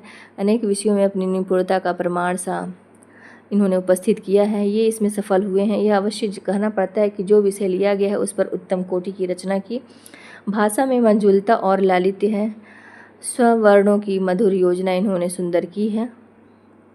यदि अपने ग्रंथ को इन्होंने भानुमति का पिटा न बनाया होता तो एक ढंग पर चले होते इनके बड़े कवियों की सी ख्याति होती, इसमें संदेह नहीं। इनकी रचना देखते हैं हम लोग। दासन पैधाहिनी परमहंस वाहिनी हाँ पोथी कर मीना सुरमंडल मढ़त है। आसन कंवल अंग अंबर धवल मुखचंद सो अमल रंग नवल पड़त चढ़त है। ऐसी मातु भारती की आरती करत थान जाको जस विधि ऐसो पढ़त है। ताकि दया दीठी लाख पाथर निराखर के मुख ते मथुर मंजू आखर कढ़त है। कलु सहरनी सुख करनी सरन जन बरनी जस कहत धार निधार। कलिमल कलित बलित अग खलगन लहत परम पद कुटिल कपट तर। मदन कदन सुर सदन मदन शशि अमल कवल दुति भजन भगवतर। सुरसरी तव जल दरस परस करी सुरसरी सुभगति लहत अधम नर। 47 नंबर पे है बेनी बंदीजन। ये बैती जिला रायबरेली के रहने वाले थे। अवध के प्रसिद्ध वजीर महाराज टिकैत राय के आश्रय में रहते थे। उन्हीं के नाम पर इन्होंने टिकैत राय प्रकाश नामक अलंकार ग्रंथ संवत 1849 में बनाया। अपने दूसरे ग्रंथ रसविलास में इन्होंने रस निरूपण किया है। ये अपने दोनों ग्रंथों के कारण इतने प्रसिद्ध नहीं थे जितने कि अपने भड़ों के लिए। इन्होंने भड़ों का एक संग्रह भड़वा संग्रह बेनी बंदीजन भड़वा संग्रह के नाम से भारत जीवन प्रेस द्वारा प्रकाशित हो चुका है। उनका संग्रह जो है भड़वा संग्रह के नाम से भारत जीवन प्रेस द्वारा प्रकाशित भी हो चुका है। भड़वा हास्य रस के अंतर्गत आता है। इसमें किसी की उपहास निंदा रहती है, उपहासपूर्ण। यह प्रायः सब देशों में साहित्य का अंग्रह है। जैसे फारसी और उर्दू की शायरी महजों का एक विशेष स्थान है, वैसे अंग्रेजी में सटायर जपतम का पूर्वी साहित्य में उपहास काव्य के लक्ष्य अधिकतर कंजूस कवि, अमीर या आश्रयदाता ही रहे हैं, और यूरोपीय साहित्य में समसामयिक कवि और लेखक। इसमें यूरोप के उपहास काव्य में साहित्यिक मनोरंजन की सामग्री अधिक रहती थी। उर्दू साहित्य में सौदा हजों के लिए प्रसिद्ध है। उन्होंने किसी अमीर के लिए घोड़े की इतनी हंसी की है कि सुनने वाले लोटपोट हो जाते हैं। इसी प्रकार किसी कवि ने औरंगजेब की दी हुई हथनी की निंदा की है। तिल मिलर लंग लई मोल चली बाबर के हल्के, रही हुमायूं संग फेरी अकबर के दल के। जहांगीर जस लियो पीठी को भार हटायो, शाहजहां करी न्याय ताही पुनी माड़ी चटायो। बल रहित भई पौरुष थक्यो भगी बीरत बनस्यार डर, औरंगजेब करी न सोई ले दिन्ही कवि राज कर। इनका दोनों लाइन जो है एक दूसरे से मिल रहा है, बाकी का तो ऊपर नीचे मिल रहा था, बीच में का छोड़ के। इस पद्धति के अनुयायी बेनी जी ने कभी बुरी जताई नहीं पाई तो उसकी निंदा की। कहीं कहीं छोटे आम पाए तो उसकी निंदा जी खोल कर की। पर जिस प्रकार उर्दू के शायर कभी कभी दूसरे कवि पर छींटा दे दिया करते हैं, उसी प्रकार बेनी जी ने भी लखनऊ के ललक दास महंत, इन्होंने सत्योपाख्यान नामक एक ग्रंथ लिखा जिसमें राम कथा बड़े विस्तार से चौपाइयों में कही गई है, पर कुछ कृपा की है। जैसे बाजे बाज ऐसे डल मऊ में बसंत, जैसे मऊ के जुलाहे लखनऊ के ललक दास। इनका टिकैत प्रकाश संवत 1849 में और रसविलास संवत 1874 में बना। अतः इनका कविता काल संवत 1849 से 1880 तक माना जा सकता है। इनकी कविता के कुछ नमूने देखिए। अली इसे आधार सुगंधा पाए आनन को, कानन में ऐसे चारों चरण चलाए हैं। फटी गई कंचु की लगे ते कंठ कुंजन के में, बेनी बरहीन खोलीवार छवि छाए हैं। बेंग ते गवन की निधाक धाक होत सीन उर्धा उसासय तन सेद सरसाए हैं। भली प्रीति पाली पन पाली के बुलाइबे को, मेरे हेत आली बहु तेरे दुख पाए हैं। घर घर घाट घाट बाट बाट ठाठ ठटे, बेला और कुबेला फिरे चोला दिए आस पास। कवीन सौ बांध करें भेंट बिन नाद करें, महा उन्माद करें धर्म कर्म नाश। बेनी कवि कहें भी भारिन चारिन को बादशाह, अतन प्रकाशत न सतनत सरस तास। ललना ललक नैन मैन की छलक, हंसी हेरत अलक रद खलक ललक दास। चीटी को चलावे कुमसा के मुख आपू जाए, श्वास की पवन लागे कोसन भगत है। ऐनक लगाए मरु मरु के निहारे जात, अनुपरमाणु की समानता खगत है। बेनी कवि कहे हाल कहाँ लो बखान करो, मेरी जान ब्रह्म को विचारी बो सुगत है। ऐसे आम दिने दयाराम मदमोद करी, जाकर आगे सरसों सुमेरु सी लगत है। बेनी प्रवीण ये लखनऊ के वाजपेयी थे। बेनी प्रवीण लखनऊ के वाजपेयी थे और लखनऊ के बादशाह गाजीउद्दीन हैदर के दीवान राजा दया कृष्ण कायस्थ के पुत्र नवल कृष्ण उर्फ ललन जी के आश्रय में रहते थे, जिनकी आज्ञा से संवत 1874 में इन्होंने नवरस तरंग नामक ग्रंथ बनाया। किसने? बेनी प्रवीण ने। क्या बनाया? नवरस तरंग। बेनी प्रवीण ने क्या बनाया? नवरस तरंग नामक ग्रंथ बनाया। इससे पहले श्रृंगार भूषण भी बनाया था। ये कुछ दिन तक के लिए महाराजा नानाराज के पास बिठूर भी गए थे और उनके नाम पर नाना राव प्रकाश नामक अलंकार का एक बड़ा ग्रंथ कवि प्रिया के ढंग पर लिखा था। खेद है इनका कोई ग्रंथ अब तक प्रकाशित नहीं हुआ। इनके फुटकल कवित्व तो इधर उधर बहुत कुछ संग्रहित और उद्धृत मिलते हैं। कहते हैं कि बेनी बंदी जन से इनसे एक बार कुछ वाद हुआ था, जिससे प्रसन्न होकर इन्होंने इन्हें प्रवीण की उपाधि दी थी। पीछे से रुग्ण होकर ये सपत्नीक आबू चले गए और वहीं इनका शरीर पात हुआ। इनके कोई पुत्र न था। इनका नवरस तरंग बहुत ही मनोहर ग्रंथ है, जो उसके बाद लिखे हैं। क्या कहते हैं? श्रृंगार भूषण पहले और नवरस तरंग बाद में लिखे हैं बेनी प्रवीण। तो बहुत ही मनोहर ग्रंथ है नवरस तरंग। उसमें नायक भेद के उपरांत रस भेद और भाव भेद का संक्षेप में निरूपण हुआ है। उदाहरण और रसों के भी दिए गए हैं, पर रीतिकाल के रस संबंधी और ग्रंथों की भांति यह श्रृंगार का ही ग्रंथ है। इसमें नायिका भेद के अंतर्गत प्रेम क्रीड़ा की बहुत ही सुंदर कल्पनाएं भरी पड़ी हैं। भाषा इनकी बहुत साफ सुथरी और चलती है। बहुतों की भाषा की तरह लज्जू नहीं, ऋतुओं के वर्णन भी उद्दीपन की दृष्टि से जहाँ तक रमणीय हो सकते हैं किए गए हैं। जिनमें प्रथानुसार भोग विलास की सामग्री भी बहुत कुछ आ गई है। अभिसारिका आदि कुछ नायिकाओं के वर्णन बड़े ही सरस हैं। ये ब्रजभाषा के मतिराम ऐसे कवियों के समकक्ष हैं और कहीं कहीं तो भाषा और भाव के माधुर्य में पद्माकर तक से टक्कर लेते हैं। जान पड़ता है श्रृंगार के लिए सवैया ये विशेष उपयुक्त समझते थे। कविता के कुछ नमूने उद्धृत किए जाते हैं। भोर ही न्योती गई थी तुम्हें वह गोकुल गाँव की ग्वालिनी गोरी, अधिक रात लो बेनी प्रवीण कहा ढिग राखी करी बरजोरी, आवे हंसी मुहि लेखन लालन भाल में दिन्ही महावर घोरी, एते बड़े ब्रजमंडल में न मिल कहूँ मांगे हूँ रचक रोरी, जान्यो न मैं ललिता अली ताही जो सोवत माही गई करी झांसी, लाए ये नख के हरि के सम मेरी तऊ नहीं नींद बिनासी, ले गई अंबर बेनी प्रवीण ओढ़ाए लटी दुपटी दुखरासी, तोरी तनी तन छोरी आभूषण भूल गई गर देन को फांसी, घनसार पटीर मिले निरचहे तन लावे न लावे चहे, न बुझे बिरहागिन झार झरी हो चहे घन लागे न लावे चहे, हम टेरी सुनावती बेनी प्रवीण चहे मन लावे न लावे चहे, अब आवे विदेश ते प्रीतम गेह चहे ध्यान लावे न लावे चहे, काल्ही की गूंथी बाबा की सौम्य गज मोतिन की पहिरी अतियाला, आई कहाँ ते पुखराज की संग एई जमुना तटबाला, नहात उतारी हो बेनी प्रवीण हस सुनी बैनन दैन रसाला, जानती ना अंग की बदली सबसों बदली कहे माला, शोभा पाई कुंज भौन जहाँ जहाँ किन्हों गौन, सरस सुगंधा पौन पाई मधुपनी है, बिथिन बिथोरे मुकुता हल मराल पाए, आल दुसाल साल पाए अनगनी है, रैन पाई चांदनी फटक सी चटक रूख, सुख पायो पीतम प्रवीण बेनी धानी है, बैन पाई सारिका पठन लागी कारिका, सो आय बिकारिका की चारों चिंता मणि है। अगले हैं जसवंत सिंह द्वितीय। ये बघेल क्षत्रिय और 13वां के राजा थे और बड़े विद्या प्रेमी थे। इनकी पुस्तकालय में संस्कृत और भाषा के बहुत से ग्रंथ थे। इनका कविता काल संवत 1856 में अनुमान किया गया है। इन्होंने 2 ग्रंथ लिखे, एक शालिहोत्रा और दूसरा श्रृंगार शिरोमणि।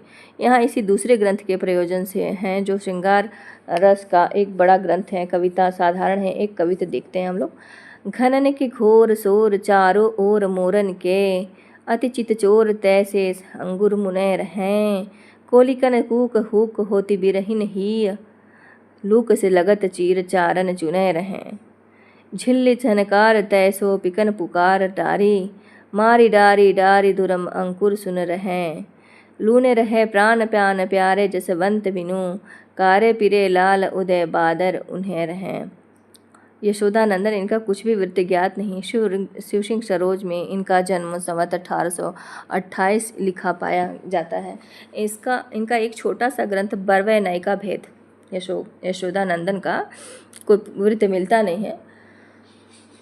इनका छोटा सा ग्रंथ बरवै नायिका भेद ही मिलता है जो निस्संदेह अनूठा है और रहीम वाले से अच्छा नहीं तो उसकी टक्कर का है।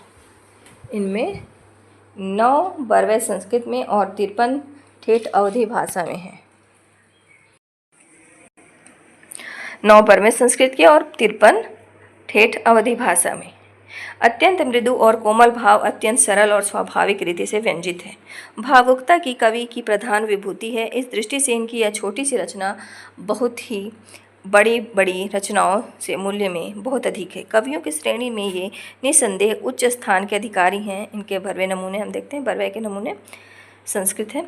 यदि च भवति बुधा मिलम की त्रिदिवेन, यदि च भवति षठमीलनम की निरयेण, अहिरिनी मन कै गहिरिनी उतर उन देई, नैना करे मथनिया मन मथि लेई, तुर्की निजाति हुरकिनी अति इतराई, छुअन न देई इजरवा मुरि मुरि जाई, पीतम तुम कच लोइया हम गजबेली, सारस के अजिजोरैया फिर अकेली। अब हैं करण कवि। ये षटकुल कान्य कुब्जों के अतरंग पांडे थे और छत्रसाल के वंशधर पन्ना नरेश महाराज हिंदुपति की सभा में रहते थे। इनका कविता काल संवत 1860 के लगभग माना जा सकता है। इन्होंने साहित्य रस, करण कवि ने क्या क्या लिखा? साहित्य रस, रसकल्लोल नामक 2 रीति ग्रंथ लिखे हैं। साहित्य रस में इन्होंने लक्षणा, व्यंजना, ध्वनि भेद, रस भेद, गुण दोष आदि काव्य के प्रायः सब विषयों का विस्तार से वर्णन किया है। इस दृष्टि से यह एक उत्तम रीति ग्रंथ है। कविता भी इनकी सरस और मनोहर है। इससे इनका एक सुविज्ञ कवि होना सिद्ध होता है। कंटकित होत गात विपिन समाज देखी, हरि हरि भूमि हेरि हियो लरजतु है। एते पै करण झूनि परति मयूरन की, चातक पुकारिते ताप सरजतु है। निपट चवाई भाई बंधु से जे बसत गाँव, पाँव परे जानी कै न को बरजतु है। अरज्यो न बानी तु न गरज्यो चलत बार, एरे घन बेरी अब काहे गरजतु है। खल खंडन मंडन धारनि उदत उदित उदंड, दल मंडन दारुण समर हिंदू राज भुजदंड। अब अकेले हैं अगले हैं अकेले में गुरदीन पांडे इनके संबंध में भी कुछ ज्ञात नहीं है। इन्होंने संवत 1860 में बाग मनोहर नामक एक बहुत ही बड़ा रीति ग्रंथ कविप्रिया की शैली पर बनाया है। कविप्रिया से इनमें विशेषता यह है कि इसमें पिंगल भी आ गया है। इस एक ही ग्रंथ में पिंगल, रस, अलंकार, गुण, दोष, शब्द शक्ति आदि सब कुछ अध्ययन के लिए रख दिया गया है। इससे वह साहित्य का एक सर्वांगपूर्ण ग्रंथ कहा जा सकता है। इसमें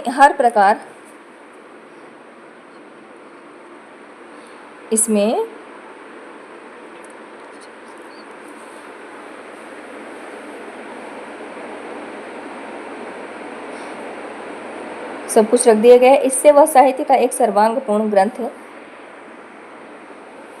कहा जा सकता है। इसमें हर प्रकार के छंद हैं। संस्कृत के वर्णवृत्तियों में बड़ी सुंदर रचना है। यह अत्यंत रोचक और उपादेय ग्रंथ है। कुछ पद हम लोग देखा जाए।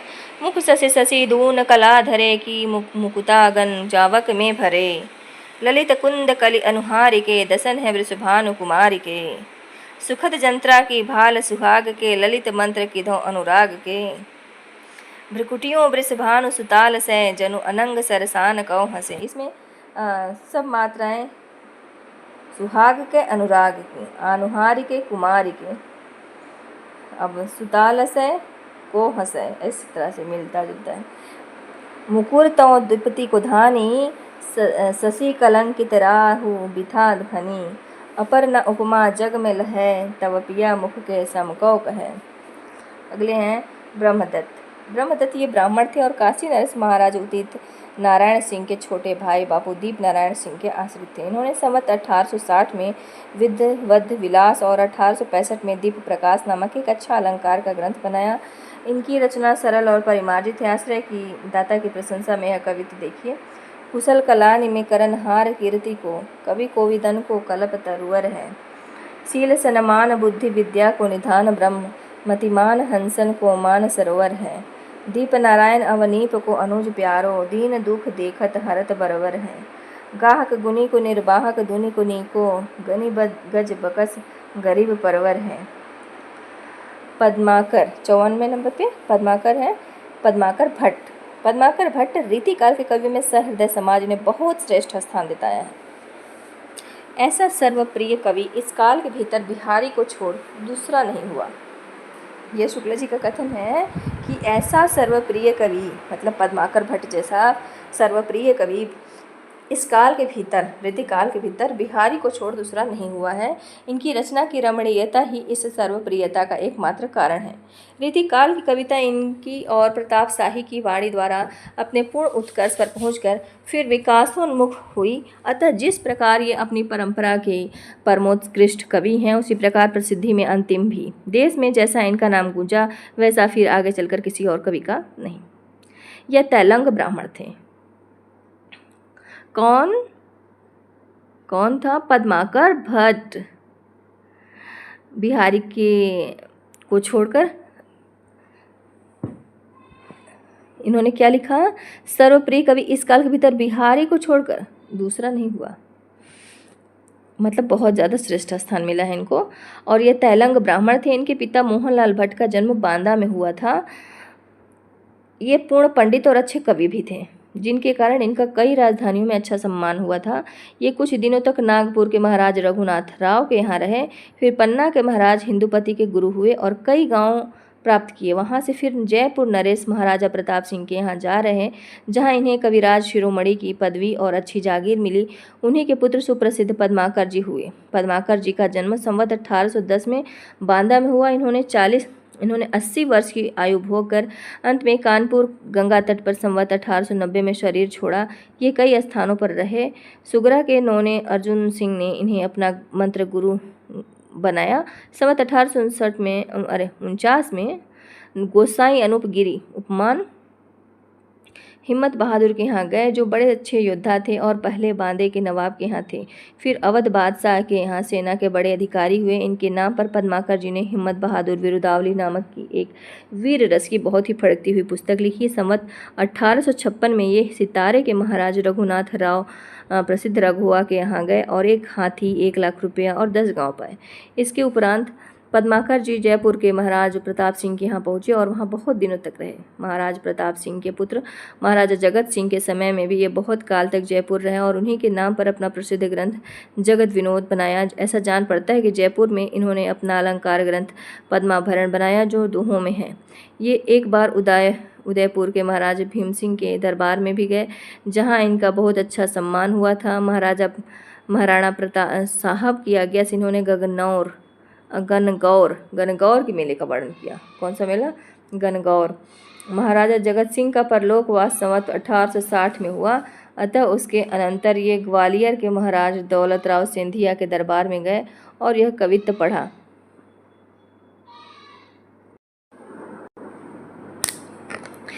मीनागढ़ मुंबई सुमंद मंद राजबंग, बंदर को बंद करी बंदर बसावे गो। कहे पदमाकर कसकी काश्मीर हूँ को, पिंजर सो घेर के कलिंजर छुड़ावे गो। बांका नृप दौलत अलीजा महाराज कबाओ, साजे दल पकड़े फिरंगिन दबावे गो। दिल्ली दह पट्टी पटना हुको झपट करी, कभू कलत्ता कलकत्ता को उड़ावे गो। सिंधिया के दरबार में भी इनका अच्छा मान हुआ। कहते हैं कि वहाँ सरदार उद्दा जी के अनुरोध से इन्होंने हितोपदेश का भाषा अनुवाद भी किया था। ग्वालियर से ये बूंदी गए और वहाँ से फिर अपने घर बांधे में आ गए। आयु के पिछले दिनों से वो रोगग्रस्त रहा करते थे। उसी समय इन्होंने प्रबोध पचासा नाम का विराग और भक्ति रस से पूर्ण ग्रंथ बनाया। अंतिम समय निकट आने पर पद्माकर जी गंगा तट के विचार से कानपुर चले आए और वहीं अपने जीवन के शेष 7 वर्ष पूरे किए। अपनी प्रसिद्ध गंगा लहरी इन्होंने इसी समय बीच में बनाई थी। प्रबोध पचासा, गंगा लहरी, राम रसायन नामक वाल्मीकि रामायण का आधार लेकर लिखा हुआ एक चरित काव्य भी इनका दोहा जो है वो चौपाइयों में है। इन्हें इसमें काव्य संबंधी सफलता नहीं हुई। संभव है वह इनका न हो। मतीराम जी के राज के समान पद्माकर जी का जगत विनोद भी काव्य रसिकों और अभ्यासियों दोनों का कंठहार रहा है।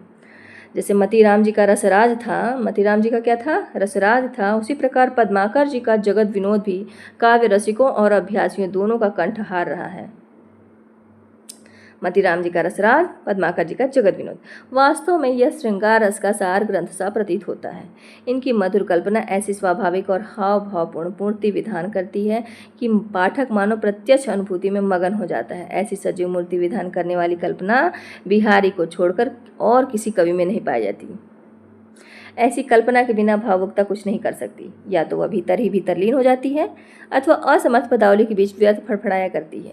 कल्पना और वाणी के साथ जिस भावुकता का संयोग होता है वह उत्कृष्ट काव्य के रूप में विकसित हो सकती है। भाषा की सब प्रकार की शक्तियों पर इस कविता का अधिकार दिखाई पड़ता है। कहीं तो इनकी भाषा स्निग्ध मधुर पदावली द्वारा एक सजीव भाव भरी प्रेम पूरी खड़ी करती है, प्रेम मूर्ति। कहीं भाव या रस की धारा बहाती है, कहीं अनुप्रासों को मिलित झंकार उत्पन्न करती है, कहीं वीर दर्प से शुद्ध वाहिनी के समान अकड़ती हुई और कड़कती हुई चलती है, और कहीं प्रशांत सरोवर के समान स्थिर और गंभीर होकर मनुष्य जीवन को विश्रांति की छाया दिखाई देती है। सारांश यह है कि इनकी भाषा में वह अनेक रूपता है जो एक बड़े कवि में होनी चाहिए। भाषा की ऐसी अनेक रूपता गोस्वामी तुलसीदास जी में भी दिखाई पड़ती है, दिखाई पड़ती है। अनुप्रास की प्रवृत्ति तो हिंदी के प्रायः सब कवियों में आवश्यकता से दिख रही है। पद्माकर जी भी उनके प्रभाव से नहीं बचे हैं, पर थोड़ा ध्यान देने पर यह प्रवृत्ति इनमें अरुचिकर सीमा तक कुछ विशेष प्रकार के पद्यों में ही मिलेगी, जिनमें ये जानबूझकर शब्द चमत्कार प्रकट करना चाहते थे। अनुप्रास की दीर्घ श्रृंखला अधिकतर इनके वर्णनात्मक डिस्क्रिप्टिव पद्यों में पाई जाती है, जहाँ मधुकर कल्पना के बीच सुंदर कोमल भाव तरंग का स्पंदन है। वहाँ की भाषा बहुत ही चलती, स्वाभाविक और साफ सुथरी है। वहाँ अनुप्रास भी है तो बहुत संयत रूप में। भाव मूर्ति विधायनी कल्पना का क्या कहना है, ये ऊहा के बल पर कारीगरी के मजमून बांधने के प्रयासी कवि न थे। हृदय की सच्ची स्वाभाविक प्रेरणा इनमें थी। लाक्षणिक शब्दों के प्रयोग द्वारा कहीं कहीं ये मन की अव्यक्त भावना को ऐसा मूर्तिमान कर देते थे कि सुनने वालों का हृदय आप से आप हामी भरता है। यह लाक्षणिकता भी इनकी एक बड़ी भारी विशेषता है। पद्माकर जी की कविता के कुछ नमूने दिए जाते हैं। फागु की भीड़, ये पद्माकर जी के ही हैं जो मिलते ही हैं।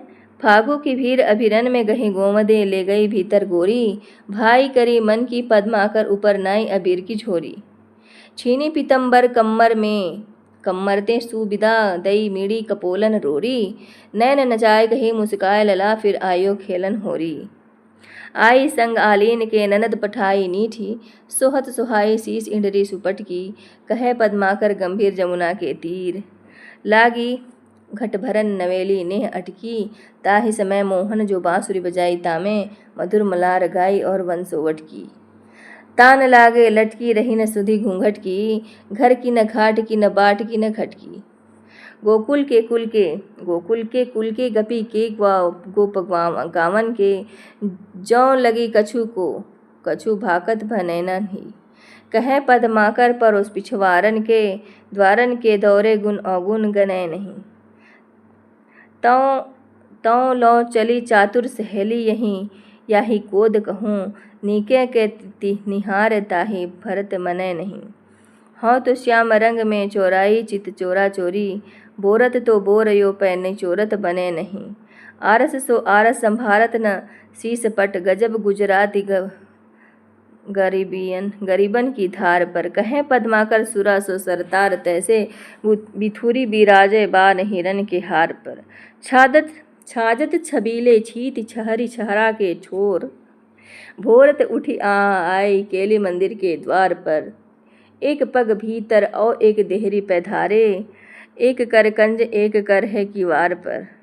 मोही लखी सोवत बिथोरी गो सुबेनी बनी, तोरी को हिये को हार छोरी को सुगैया को। कहे पद्माकर त्यों खोरी गो घनेरो दुख, बोरी गो बिसासी आज लाज की ही न्याय को नैया को। अहित अनैसो ऐसो कौन उपहास याते, सोचन खरी में परी जोवती जुन्हैया को। बुझीजें चवैया तब कहों कह दैया, इत पारिगो को मैया मेरी सेज पे कन्हैया को। एहो नंद लाल एही व्याकुल परी है बाल, हाल ही चलों तो चलों जोरे जुरी जाएगी। कहें पद्माकर नहीं तो ये झकोरे लगे, ओरे लो अचाका बिनु घोरे घुरी जाएगी। सिरे उपचारन घनेरे घन सारन सो, देखत ही देखो दामिनी लो दुरी जाएगी। तो ही लगी चैन जौलो चैती न चंद्रमुखी, चैती ही कहूँ तो चांदनी में चुरी जाएगी। चालो सुनी चंद्रमुखी चित में सुचैन करी, तित बन बागन घनेरे अली घूमी रहे। कहें मद पद्माकर मयूर मंजू नाचत है, चाय सो चकोरनी चकोर चुमी चुमी रहे। कदम अनार आम अगर अशोक थोक, लतनी समेत लोने लोने लगी भूमि रहे। फूली रहे फली रहे फबी रहे फैली रहे, झपी रहे झली रहे झुकी रहे झूमी रहे। तीखे तेह गवाही जे सिलाही चढ़ी घोड़न पे, स्याही चढ़े अमित अरिंजन की ऐल पे। कहे पद्माकर निशान चढ़े हाथिन पे, धूरी धार चढ़े पाक शासन के सैल पे। साजी चतुरंग चमू जंग जीति बेग हेतु, हिम्मत बहादुर चढ़त पर फैल पे। लाली चढ़े मुख पे बहाली चढ़े वाहन पे, लाली चढ़े मुख पे बहाली चढ़े वाहन पे, काली चढ़े सिंह पे कपाली चढ़े बैल पे। ए ब्रंज चंद गोविंद गोपाल सुन्यो क्यों न एते कलाम किए मैं, त्यो पद्माकर आनंद के नंद को हौ नंदन जानी लिए मैं।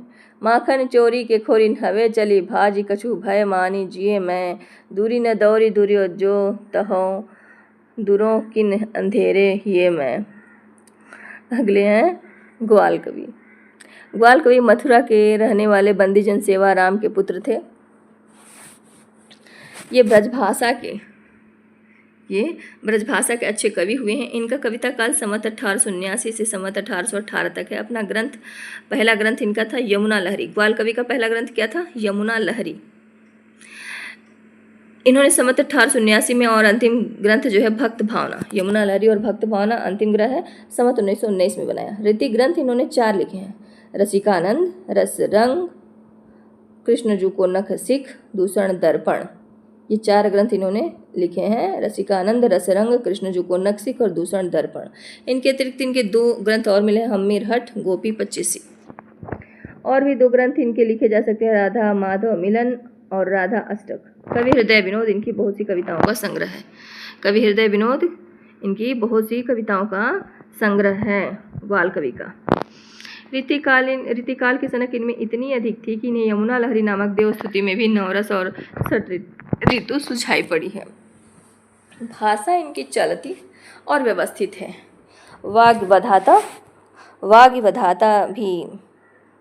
वाग्विदग्धता भी इनमें अच्छी है। 6 ऋतुओं का वर्णन इन्होंने विस्तृत किया है, पर वहीं श्रृंगारे उद्दीपन के ढंग का। इनके ऋतु वर्णन के कविता लोगों के मुंह से अधिक सुने जाते हैं, जिनमें बहुत से भोग विलास के अमीरी सामान भी गिनाए जाते हैं। ग्वाल कवि ने देशाटन अच्छा किया था और इन्हें भिन्न भिन्न प्रांतों की बोलियों का अच्छा ज्ञान हो गया था।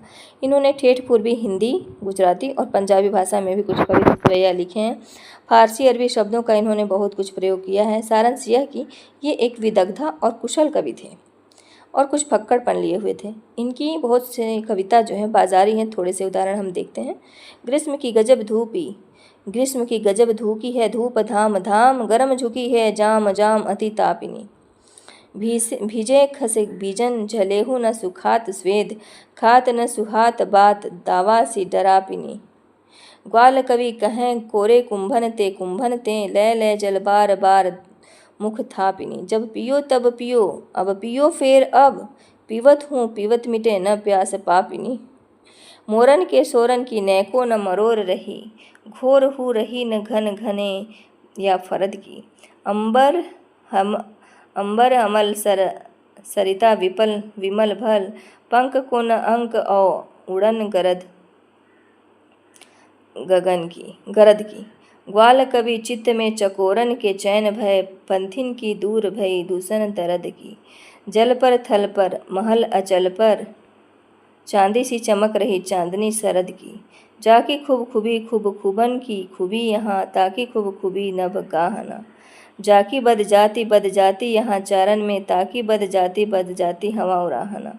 ग्वाल कवि वे ही पर सिद्ध है जो है जग, वे ही पर सिद्ध ताकि यहाँ हवा सराहना। जाकी यहाँ चाहना है ताकि वहाँ चाहना है, जाकी यहाँ चाहना है ताकि वहाँ चाहना। दिया है खुदा ने खूब खुशी करो ग्वाल कवि पा, घाव पियो देव लेव यही रह जाना है। राजा राव उमर राव केते बादशाह भय, कहाँ ते कहों तो को गए लग्यो न ठिकाना है। ऐसी जिंदगानी के भरोसे पे गुमान ऐसे, देश घूमी मन बहलाना है। आए परवान पर चले ना बहाना, यहाँ नेकी पर जाना है फिर आन है न जाना है। अब प्रताप शाही हैं। प्रताप शाही रथसेन बंदीजन के पुत्र थे और चरखारी बुंदेलखंड के महाराज विक्रम शाही के यहाँ रहते थे। इन्होंने संवत 1882 में व्यंग्यात्मक कौमुदी और संवत 1886 में काव्य विलास की रचना की। इन दोनों परम प्रसिद्ध ग्रंथों के अतिरिक्त निम्नलिखित पुस्तकें इनकी बनाई हुई हैं: जयसिंह प्रकाश, श्रृंगार मंजरी, श्रृंगार शिरोमणि, अलंकार चिंतामणि, काव्य विनोद, रसराज की टीका, रत्न चंद्रिका, जुगल नखशिख, बलभद्र नखशिख की टीका।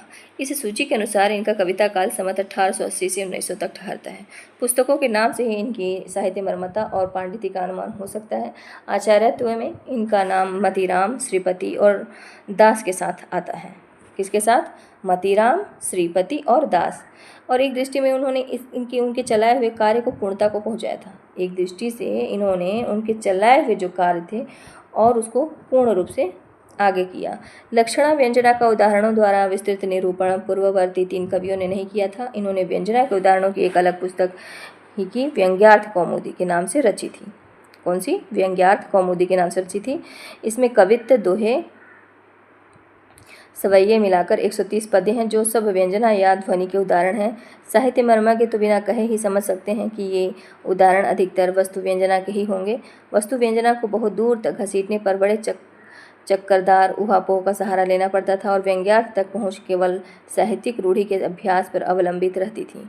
नायिकाओं के भेदों, रसादि के सब अंगों तक भिन्न भिन्न बंधों उपमान का अभ्यास न रखने वाले के लिए ऐसे पद्य पहले ही समझिए। उदाहरण के लिए व्यंग्यार्थ कौमुदी का यह सवैया जो है, व्यंग्यार्थ कौमुदी का सवैया हम देखते हैं। सीख सिखाई न मानती है बर ही बर संग सखिन के आवै, खेलत खेल नए जल में बिन काम वृथा कत जाम बितावे। छोड़ी के साथ सहेलिन को रह के कही कौन सवाद नहीं पावे, कौन परी यह बानी अरी नित नीर भरी गगरी ढरकावे। सहृदयों की सामान्य दृष्टि में तो वयः संधि की मधुर क्रीड़ावृत्ति का यह परम मनोहर दृश्य है, पर फन में उस्ताद लोगों की आंखें एक ओर ही पहुंचती है। वे इसमें से यह व्यंग्यार्थ निकालते हैं। घड़े के पानी में अपने नेत्रा का प्रतिबिंब देखकर उसे मछलियों का भ्रम होता है। इस प्रकार का भ्रम एक अलंकार है, अतः भ्रम या भ्रांति अलंकार यहाँ व्यंग हुआ। और चलिए, भ्रम अलंकार में सादृश्य व्यंग रहा करता है, अतः अब इस व्यंग्यार्थ पर पहुँचे कि नेत्रा मीन के समान है। अब अलंकार का पीछा छोड़िए, नयिका भेद की तरफ चलते हैं हम लोग। वैसा भ्रम जैसा ऊपर कहा गया है अज्ञात यौवना को हुआ करता है, अतः ऊपर का सवैया अज्ञात यौवना का उदाहरण हुआ। यह इतनी बड़ी अर्थ यात्रा रूढ़ी के सहारे हुई है, जब तक यह ज्ञात न हो कि कभी परंपरा में आँख की उपमा और मछली से दिया करते हैं। अब तक यह सब स्पष्ट अर्थ स्फुट नहीं हो सकता। प्रताप शाही का कौशल अपूर्व है कि उन्होंने एक रस ग्रंथ के अनुरूप नायिका भेद के क्रम से सब पद्य रखे हैं, जिससे उनके ग्रंथ को जो जी चाहे नायिका भेद का एक अत्यंत सरस और मधुर ग्रंथ भी कह सकते हैं। यदि हम आचार्यत्व और कवित्व दोनों के एक अनूठे संयोग की दृष्टि से विचार करते हैं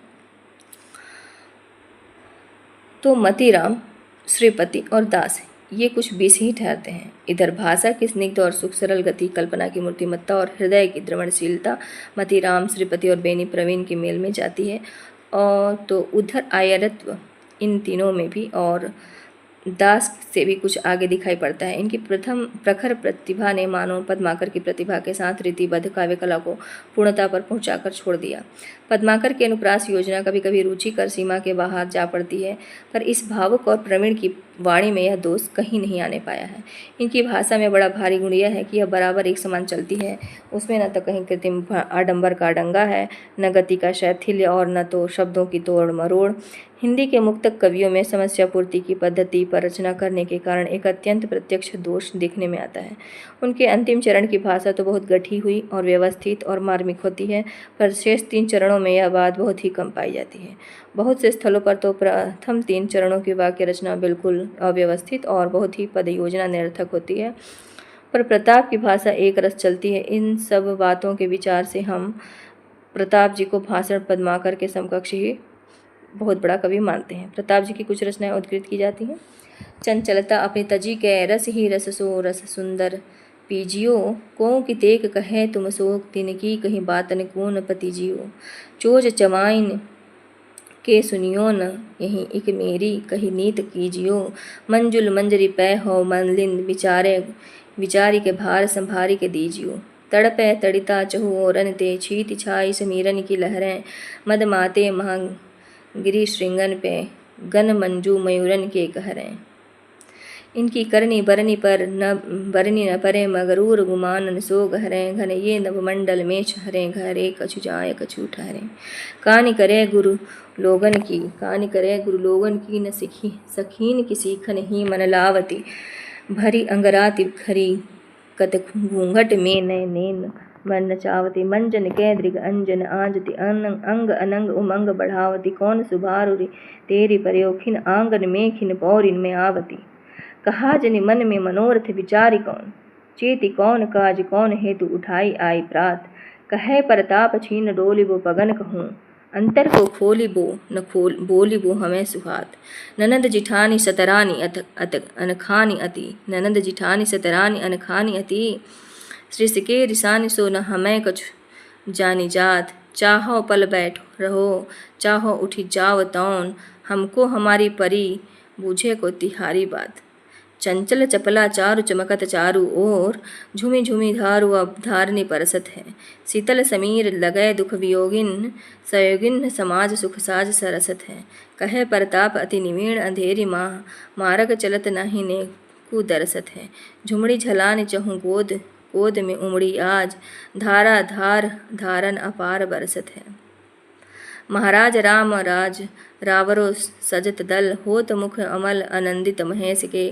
सेवत दरीन के ने गब्बर गनीम रहे, पन्नग पताल त्यों ही डरन खगेश के। कहे परताप धारा धासत त्रासत, कसम कसम सत कमल कमठ पीठ कठिन कलेश के। कहरत कोल हहरत है दिगीच दल, लहरत सिंधु थहरत फनशेष के। रसिक गोविंद। रसिक गोविंद ये निम्बार्क संप्रदाय के एक महात्मा हरिव्यास की गद्दी के शिष्य थे और वृंदावन में रहते थे। हरिव्यास जी की शिष्य परंपरा में सर्वेश्वर शरण देव जी की बड़ी भारी भक्त हुए हैं। रसिक गोविंद जी उन्हीं के शिष्य थे। ये जयपुर राजपुताना के रहने वाले और नटाड़ी जाति के थे। इनके पिता का नाम शालिग्राम, माता का नाम गुमाना, चाचा का नाम मोतीराम और बड़े भाई का नाम बाल मुकुंद था। इनका कविता काल संवत 1850 से 1890 तक अर्थात विक्रम की 19वीं शताब्दी के मध्य से लेकर अंत तक स्थिर होता है। अब तक इनके 9 ग्रंथों का पता चला है कि संभवतः और भी होंगे। 9 ग्रंथ ये हैं। रामायण सुचनिका 33 दोहों में अक्षर क्रम से रामायण की कथा संक्षेप में की गई है। यह संवत 1858 के पहले की रचना है। इसके ढंग का पता इन दोहों से लग सकते हैं। चकित भूपबानी सुनत गुरु वशिष्ठ जमु जाय, दिए पुत्र तब ताड़ का मग में मारी जाय। छांत सर मारिच उड़यो, पुनि प्रभु हत्यो सुबाह, पुनि मख मुँह पूरन, पुनि मख पूरन, सुमन सुर बरसत अधिक उछाह। रसिक गोविंदानंद घन यह 700 पृष्ठों का बड़ा भारी रीति ग्रंथ है, जिसमें रस, नायक नायिका भेद, अलंकार, गुण, दोष आदि का विस्तृत वर्णन है। इसे इनका प्रधान ग्रंथ समझना चाहिए। इसका निर्माण काल वसंत पंचमी संवत 1858। यह 4 प्रबंधों में विभक्त है। इसकी बड़ी भारी विशेषता यह है कि लक्षण गद्य में है और रसों, अलंकारों आदि के स्वरूप पद्य में समझाने का प्रयत्न किया गया है। संस्कृत के बड़े बड़े आचार्यों के मतों का उल्लेख भी स्थान स्थान पर है। जैसे रस का निरूपण इस प्रकार है। अन्य ज्ञान रहित जो आनंद सो रस। प्रश्न, अन्य ज्ञान रहित आनंद तो निद्रा ही है। उत्तर, निद्रा जड़ है, यह चेतन। भरताचार्य सूत्रकर्ता को मत, विभाव, अनुभाव, संचारी भाव के जोग से रस की सिद्धि, अथ काव्य प्रकाश को मत, कारण कारक सहायक है। जेलोक में इन्हीं को नाटक में, काव्य में विभाव संज्ञा है। अब टीकाकर्ता को मत तथा साहित्य दर्पण को मत सत्व विशुद्ध, अखंड स्वप्रकाश, आनंद चित्त, अन्य ज्ञान नहीं संग, ब्रह्मास्वाद, सहोदर रस। इसके आगे अभिनव गुप्ताचार्य का मत कुछ विस्तार से दिया है।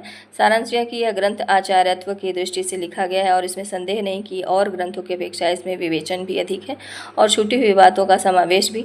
दोषों का वर्णन हिंदी के लक्षण ग्रंथों में बहुत कम पाया जाता है। इन्होंने काव्य प्रकाश के अनुसार विस्तार से किया है। रसों, अलंकारों आदि के उदाहरण कुछ तो अपने हैं, पर बहुत से दूसरे कवियों के उदाहरणों के चुनने में इन्होंने बड़ी सहृदयता का परिचय दिया है। संस्कृत के उदाहरणों के अनुसार भी बहुत सुंदर करके रखे हैं। साहित्य दर्पण के मुग्धा के उदाहरण दत्तोसाल, मंथर इत्यादि हैं को देखिए हिंदी में ये किस सुंदरता से लाए गए हैं। आलस सो मंद मंद धारा पै धारति पाए, भीतर तिले बाहिर नावे चित्त चाय गए। रोकत दृगनी छिन्न छिन्न प्रतिलाज साज, बहुत हंसी की दीनी बानी बिसराए गए। बोलती बचन मृदु मधुर बनाए उर, अंतर के भाव की गंभीरता जनाए गए। बात सखी सुंदर गोविंद की कहात तिन्हें, सुंदर बिलो के बंक भ्रिकुटी नचाए गए। लक्ष्मण चंद्रिका रसिक गोविंदानंद घन में आए लक्षणों का संक्षिप्त संग्रह, जो संवत 1886 में लक्ष्मण कान्यकुब्ज के अनुरोध से कवि ने किया था। अष्टदेश भाषा, इसमें ब्रज, खड़ी बोली, पंजाबी, पूर्वी आदि 8 बोलियों में राधा कृष्ण की श्रृंगार लीला कही गई है। पिंगल समय प्रबंध, राधा कृष्ण की ऋतुचर्या 85 पद्यों में वर्णित है। कलियुग रासो, इसमें 16 कवित्वों में कलिकाल की बुराइयों का वर्णन है। प्रत्येक कवित्व में अंत में कीजिए सहाय जू कृपाल, श्री गोविंद राय कठिन कराल, कलिकाल चली आयो है, यह पद आता है। निर्माण काल संवत 1865 है। रसिक गोविंद चंद्रालोक या भाषा भूषण के ढंग की अलंकार की एक छोटी सी पुस्तक, जिसमें लक्षण और उदाहरण एक ही दोहे में है। रचना काल संवत 1890 में है। युग लरस माधुरी, रोला छंद में राधा कृष्ण बिहार और वृंदावन का बहुत ही सरल और मधुर भाषा में वर्णन है, जिससे इनकी सहृदयता और निपुणता पूरी टपकती है। कुछ पंक्तियाँ दी जाती हैं। मुकुलित पल्लव फूल सुगंधा परागहीं झारत, जुग मुख निरखि विपिन जनुराई लोन उतारत, फूल फलन के भार डार झुकि जोंछ बिछा जय, मनु पसार दई भुजा देन फल पथिकन काजय। मधुक मकरंद पराग लुब्धा अली मुदित मत्तामन, बिरद पढ़त ऋतुराज नृपति के मनुबंदी जन।